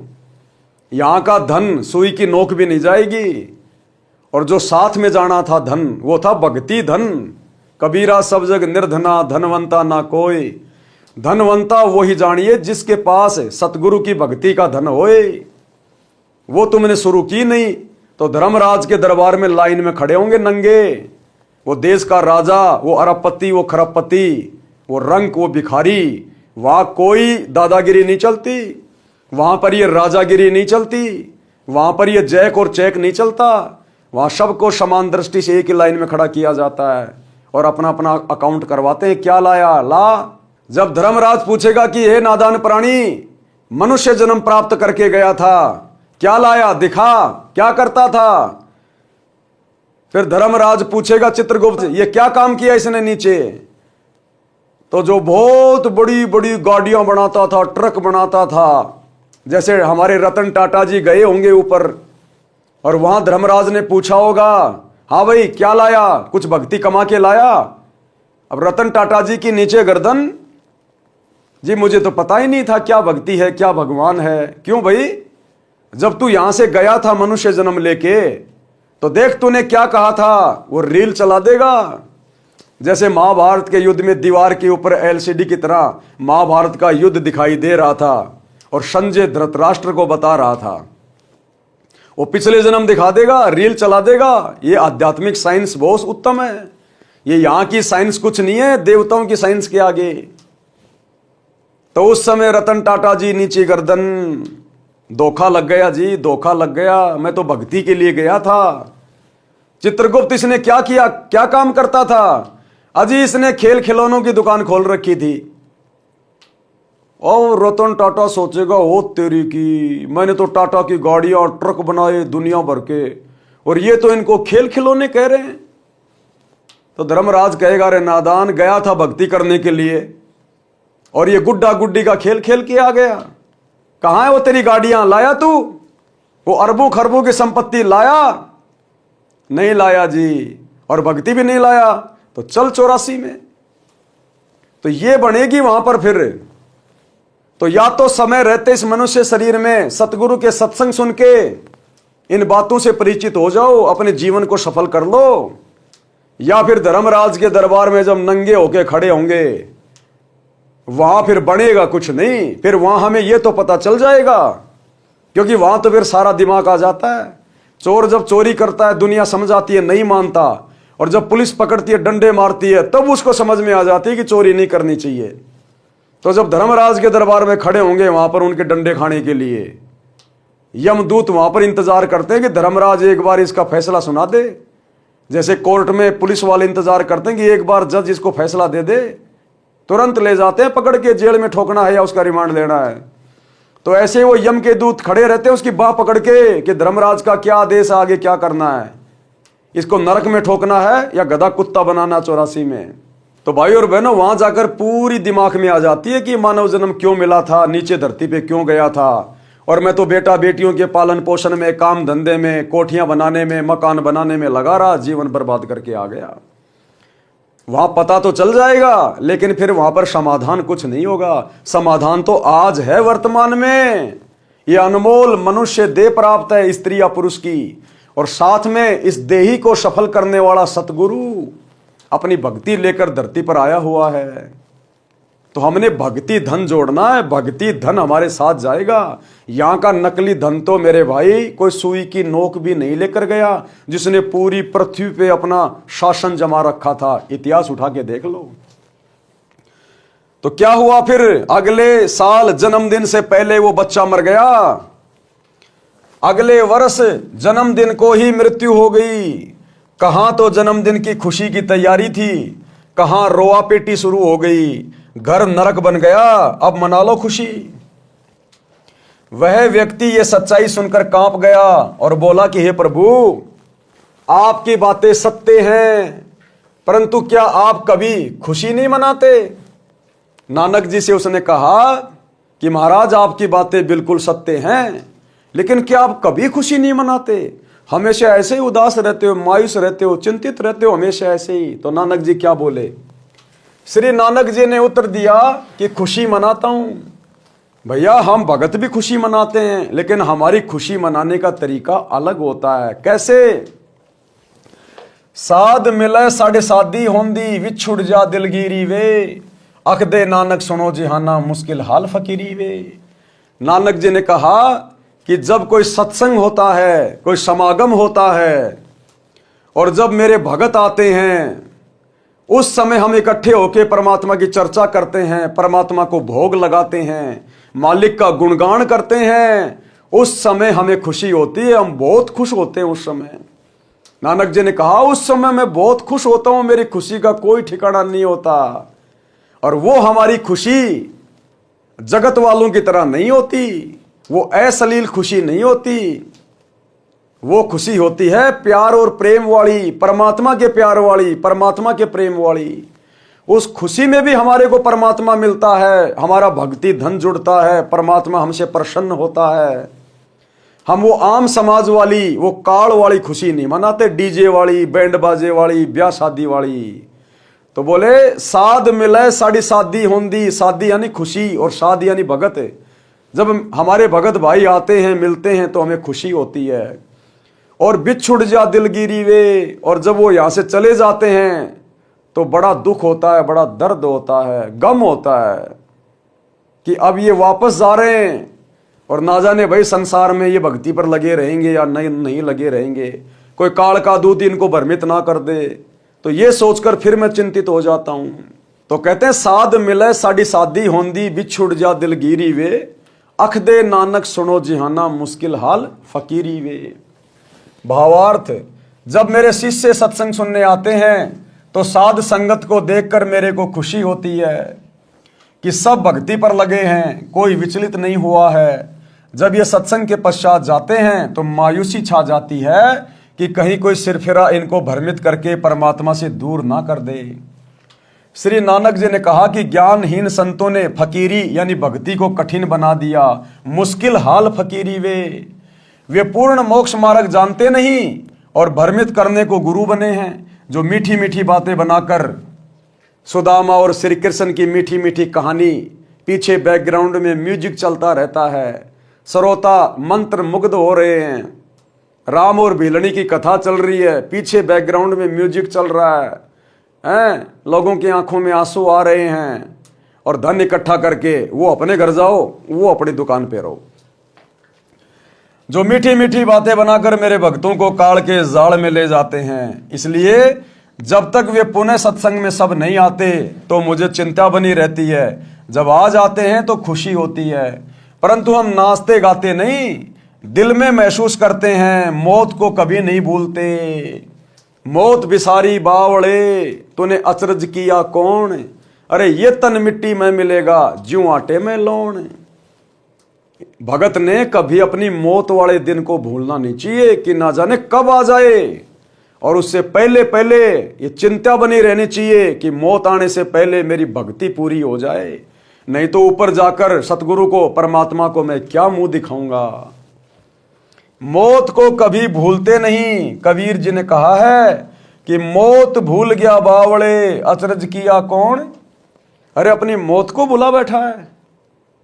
अरे तूने कैसा अचरज कर दिया नादान, ये कितना बड़ा अचंबा है कि तुझे तेरी मौत याद नहीं है, और जिसको अपना वो दिन याद नहीं रहता वो फिर गफलत करता है, गफलत।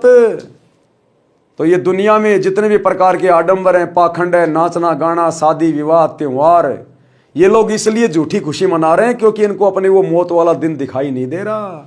और वो मौत वाला दिन दिखाई देगा सतगुरु की भक्ति में आने से, सतगुरु की शरण में आने से। फिर हमें ज्ञान होगा। मौत बिसारी मूर्खा अचरज किया कौन, ये तन मिट्टी में मिल जाएगा ज्यों आटे में लौण। जैसे आटे के अंदर नमक डाल दिया जाता है, वो दिखाई भी नहीं देता, ऐसे मिल जाता है। तो ऐसे ही ये तेरा शरीर एक दिन जिसके ऊपर तू फूला नहीं समा रहा, मान बड़ाई अहंकार में घुमा घुमा फिर रहा है, धरती तोल रहा है, 2 पैसे जेब में क्या आ गए, सरपंच क्या बन गया, एमएलए मंत्री क्या बन गया, धरती तोल बैठा तू कि मेरे समान कोई दूसरा नहीं है। परमात्मा कहते हैं ना जाने कौन से दिन तेरी वो मौत आ जाएगी। और तेरा ये शरीर जो तू पहलवानी दिखा रहा है, जिम में जा जाके अपने आप को पता नहीं क्या समझ रहा है, कहते हैं ये ऐसे मिट्टी में मिल जाएगा जैसे आटे में नमक मिला दिया जाता है, दिखाई भी नहीं देता, 2 मुट्ठी राख बन जाएगी अंत में। शब्दार्थ, हे मूर्ख मानव, तूने कैसा आश्रय कर रखा है कि मृत्यु को भूला है। तेरा शरीर एक दिन मृत्यु को प्राप्त होकर मिट्टी में मिल जाएगा। तेरा नामो निशान यानी चिन्ह भी दिखाई नहीं देगा, केवल फोटोओं में रह जाएगा, फोटोओं में। जैसे आटे में नमक मिलने पर दिखाई भी नहीं देता। भावार्थ है कि मृत्यु का दिन भूलकर ही मनुष्य, स्त्री या पुरुष अपने स्वार्थवश गलतियां करता है और संसार में बेफिक्र रहता है। यदि मृत्यु याद है तो मानव कभी पाप व गफलत नहीं कर सकता। जिसको अपनी मौत का दिन याद रहता है ना कि भाई एक दिन यहां से जाना भी है, यहां तो सदा ना कोई रहा ना कोई रहेगा। मेरे से पहले मेरा बाप था, वो भी गया, उससे पहले उसका बाप था, उससे पहले उसका बाप था, और वो भी इसी प्रकार से धरती तोल रहे थे। पता नहीं क्या समझ रहे थे अपने आप को कि हम तो सदा ऐसे रहेंगे, ऐसे ही मौज करेंगे। लेकिन आज उनका नामो निशान भी नहीं है, नामो निशान भी। तो इसी प्रकार एक दिन मेरा भी नंबर आएगा, मैंने भी जाना है। मेरे बाप दादा परदादा क्या ले गए, मैं भला क्या लेके जा सकता हूं। मुझे भी ऐसे ही जला दिया जाएगा। ये मेरा शरीर 2 मुट्ठी राख बनेगा, फिर इस पे गधे लोट लगाएंगे। तो जिस व्यक्ति को अपनी मौत याद रहती है कि भाई मरना भी है, और मरने से पहले शुभ कर्म कर लो क्योंकि ऊपर जाकर हिसाब भी देना है परमात्मा को। लेकिन भाई और बहनों, ये मौत उसी को याद रहेगी जो सतगुरु की शरण में आएगा, जो सतगुरु के ज्ञान से परिचित होगा। वैसे मौत याद नहीं रहती आदमी को। वैसे तो आम संसार में लोग मरते हैं, गांव वाले रिश्तेदार उसको फूकने जाते हैं, और जब तक वहां शमशान घाट में रहेंगे, जब तक वो जल नहीं जाता, तब तक तो 10 मिनट बैठ के आपस में बात करेंगे, देख भाई ये क्या ले गया साथ में, भाई हमने भी ऐसे जाना एक दिन। और जैसे ही शमशान घाट से आएंगे उसके बाद में वही दुनियादारी, अरे अब की बार कौन जीतेगा, अरे ना भाई बीजेपी जीते, अरे नहीं नहीं, अरे कांग्रेस जीतेगी, अरे फलाना न्यू कह रहा था, फलाना न्यू कह रहा था, फिर वही दुनियादारी की बातें।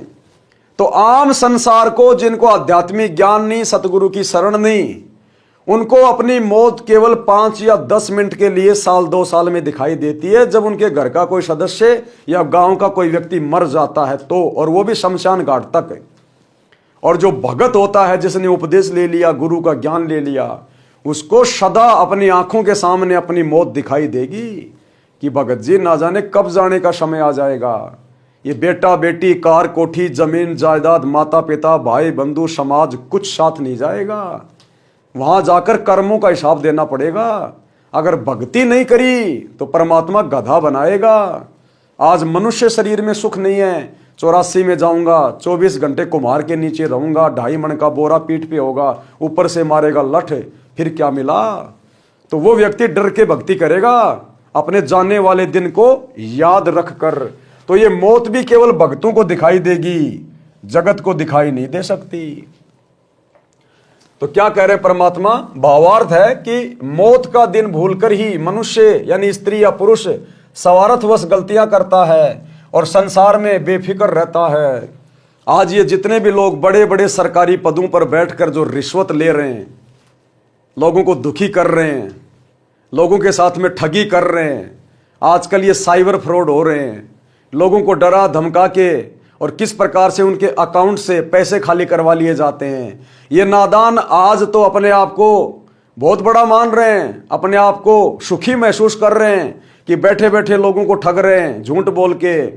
अगले जन्म में जिन जिन को आप ठग रहे हो वर्तमान में, चाहे कोई अधिकारी, चाहे कोई एमएलए, चाहे कोई बहुत बड़ा मंत्री, चाहे कोई सरपंच या अन्य व्यक्ति, यदि वो ठगी कर रहा है, लूटपाट कर रहा है, 2 नंबर के काम कर रहा है, अगले जन्म में जिन जिन का पैसा वो लूट रहा है उनके घर में गधा बन के उतारना पड़ेगा।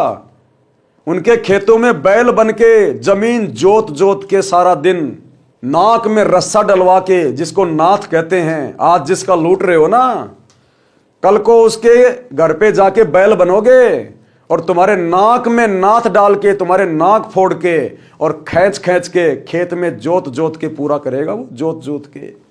आज का वीडियो वहीं से शुरू हुआ है। पिछले जन्मों के संस्कार, उसी संस्कार से हमारे घरों में ये पशु आते हैं। जिस किसान के घर में ऊंट या बैल होता है वो कौन है?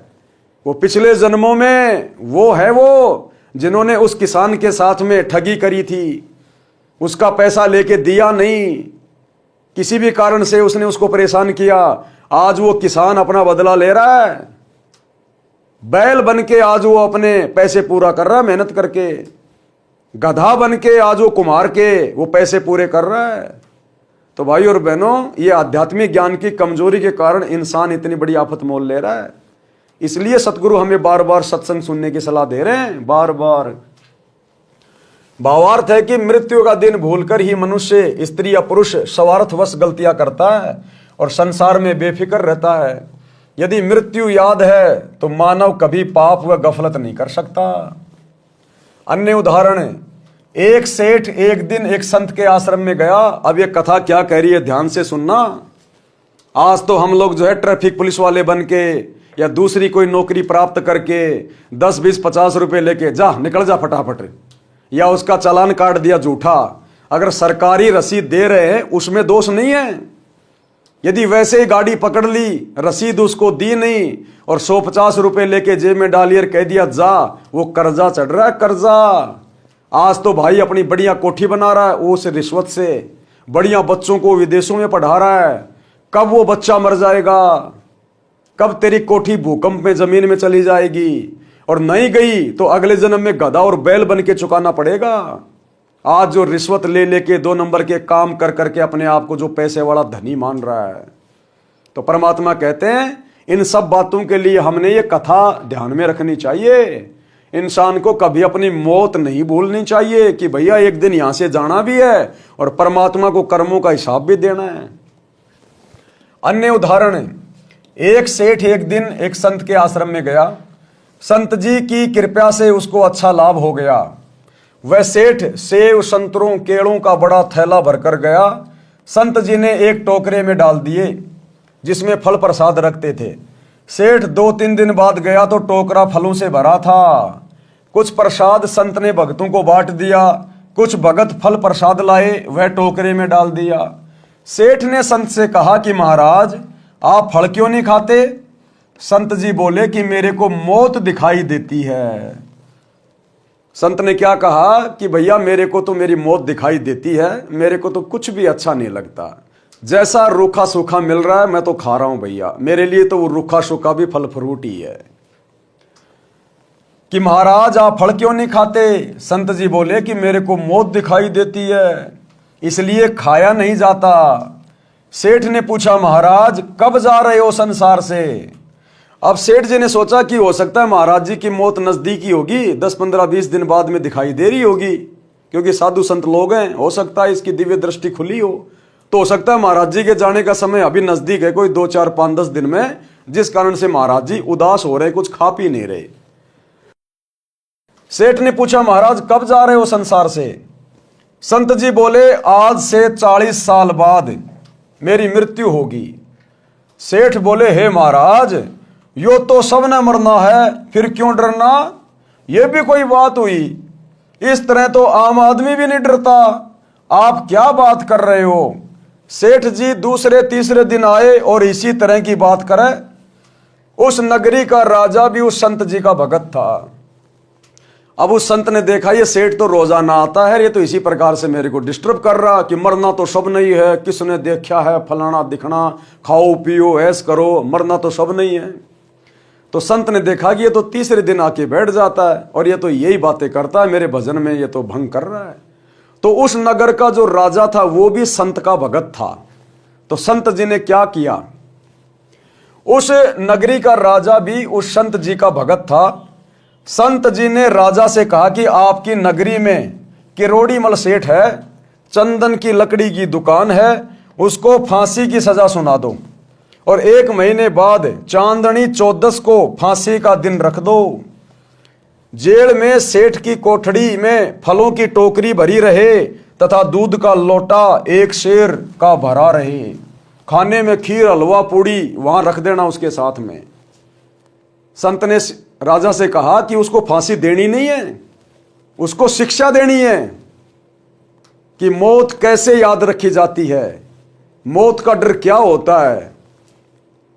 कहा कि उसको जेल में डाल दे और फांसी की सजा सुना दे कि तूने ऐसे ऐसे उस आदमी का मर्डर कर रखा है और चांदनी 14 को जो 1 महीने के बाद में आएगी उस दिन तेरे को फांसी तोड़ी जाएगी। और जेल में जहां उसको रखो उस कमरे में फल फ्रूट हलवा खीर सब कुछ रख देना। तो राजा ने तो वैसा ही करना था अपने गुरुजी की आज्ञा मान के। खाने को खीर हलवा पूड़ी रोटी तथा सब्जी देना। राजा ने आज्ञा का पालन किया। जेल में सेठ जी को 20 दिन बंद हुए हो गए। अब 20 दिन हो गए सेठ जी को जेल में। निर्बल हो गया, बिल्कुल सूख के काटा हो गया। संत जेल में गया, प्रत्येक कैदी से मिला। सेठ जी को देखकर संत ने पूछा, कहां के रहने वाले हो, क्या नाम है? सेठ बोला, हे महाराज आपने पहचाना नहीं, मैं किरोड़ीमल हूं, चंदन की दुकान वाला। संत जी बोले, अरे किरोड़ीमल तू इतना दुर्बल कैसे हो गया, कुछ खाते पीते नहीं? अरे फलों की टोकरी भी भरी है, दूध का लोटा भी भरा है, अरे थाली में हलवा खीर रखी है। सेठ जी बोले, हे महाराज मौत की सजा सुना रखी है, कसम खाकर कहता हूं कि मैं निर्दोष हूं, बचा लो महाराज, मेरे छोटे छोटे बच्चे हैं। संत जी बोले, भाई मरना तो सब नहीं है, फिर क्या डरना, खा पी मौज कर। सेठ जी ने सलाखों में से हाथ निकालकर चरण पकड़ लिए और बोला, बचा लो महाराज, कुछ ना खाया पिया जाता, चांदनी 14 दिखस है कि मुझे तो मेरा मौत का दिन दिखाई दे रहा है, वो चांदनी 14 दिखाई दे रही है जिस दिन मेरे को फांसी तोड़ी जाएगी। संत ने कहा, सेठ किरोड़ीमल जैसे आज तेरे को चांदनी 14 को मृत्यु निश्चित दिखाई दे रही है, इसी प्रकार साधु संतों को अपनी चांदनी 14 दिखाई देती है, चाहे 40 साल बाद क्यों ना हो। यानी साधु संतों को भक्तों को ज्ञान समझ में आने के बाद कि भैया अगर यहां तो लाख वर्ष भी जी लें तो भी मरना है, और यहां की तो यही प्रोसीजर है, अगर भक्ति पूरी नहीं हुई तो चाहे लाख वर्ष तक यहां जीवन जी लो, अंत में परमात्मा के दरबार में हिसाब किताब देना पड़ेगा। तो संत भैया क्या उनकी 10 साल बाकी, क्या उनकी 40 साल बाकी? संत ये सोचकर दिन रात भक्ति में और शुभ कर्म में लगे रहते हैं कि कहीं कोई कमी ना रह जाए, मेरी भक्ति आधी अधूरी ना रह जाए, परमात्मा को जाके मुंह दिखाना है। इसलिए संतों को हर समय अपनी वो मौत यानी यहां से प्रस्थान करने का समय दिखाई देता है और तभी भक्ति हमारी सफल हो सकती है। इसी प्रकार साधु संतों को अपनी चांदनी 14 दिखाई देती है, चाहे 40 वर्ष बाद हो। आप आध्यात्मिक ज्ञानहीन प्राणी मस्ती मारते हो और अचानक मौत ले जाती है, कुछ नहीं कर पाते। ऐसे ही मुझे अपनी मृत्यु का दिन दिखाई देता है जो 40 वर्ष बाद आना है। इस कारण से खाना पीना ठीक ठीक ही लिया जाता है, मस्ती मन में कभी नहीं आती, परमात्मा की याद बनी रहती है। आपकी ज्ञान की आंखों पर अज्ञान की पट्टी बंधी है जो सत्संग में खोली जाती है। ये अज्ञान की पट्टी कहां खुलती है? सतगुरु के सत्संग में। और आज तो भाई और बहनों सोशल मीडिया के जमाने में आपने ज्ञान को समझने के लिए कहीं जाने की भी जरूरत नहीं है। किसी भी आश्रम में कहीं भी अपना मोबाइल निकालो, यूट्यूब पे जाओ, सर्च करो सृष्टि रचना संत रामपाल जी भगवान। पहले महीना 2 महीना ज्ञान को अच्छे से समझ लो, उसके बाद उपदेश लेने के लिए जहां सतगुरु बैठा है वहां जाकर उपदेश ले लो, और फिर सतगुरु के अनुसार आगे अपना धर्म कर्म करो, तब ये हमारी बात बनेगी।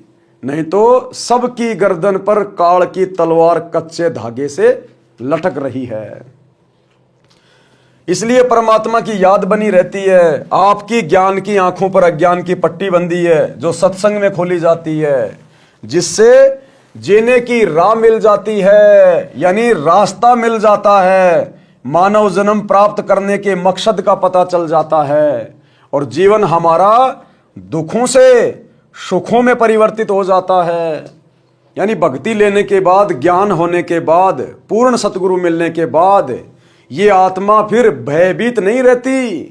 फिर इस आत्मा को मौत का उतना भय नहीं होता, क्योंकि सतगुरु की शरण में आने के बाद हमें पता चल जाता है कि अगर मर्यादा में रह के भक्ति करूंगा, शुभ कर्म करूंगा, तो सतगुरु मेरे जीवन में आने वाले हर प्रकार के संकटों को टाल सकता है। मेरे ऊपर ऐसी कोई विशेष आपत्ति, परेशानी, दुख नहीं आने देगा जिससे मेरी भक्ति में कोई बाधा उत्पन्न हो जाए। और जब मेरी मौत का समय आएगा, उस समय भी मैं दुनिया वालों की तरह, ज्ञानहीन लोगों की तरह, भक्तिहीन आम समाज के लोगों की तरह, जो केवल सारा जिंदगी 2 रुपए कमाने में लगे रहते हैं, उन लोगों की तरह मैं एक्सीडेंट में नहीं मरूंगा तड़प तड़प के, किसी बीमारी से हॉस्पिटल में नहीं मरूंगा तड़प तड़प के। मेरे साथ में कोई छलबल नहीं हो सकता, कोई भूत प्रेत मुझे परेशान नहीं कर सकता, मेरे ऊपर किसी भी प्रकार का कोई जंतर मंत्र काम नहीं कर सकता, क्योंकि मैं सतगुरु की शरण में हूं। मैं जब चाहूंगा उस समय मेरा गुरु मेरा शरीर छुड़वाएगा। तो संत फिर मृत्यु को लेकर भी आश्वस्त हो जाते हैं, लेकिन शुभ कर्म, दान धर्म और भक्ति अपनी मौत वाले दिन को ध्यान में रखकर करते रहते हैं कि एक दिन वो आएगा जब मुझे जाना पड़ेगा। अगर बकवाद करूंगा तो 84 में जाऊंगा, भक्ति करूंगा तो सतगुरु के साथ विमान में बैठ के उसके सतलोक में जाऊंगा। विवाह के पश्चात की यात्रा, यानी शादी विवाह के बाद की यात्रा, शादी विवाह के बाद की बातें क्या है, कैसी होनी चाहिए,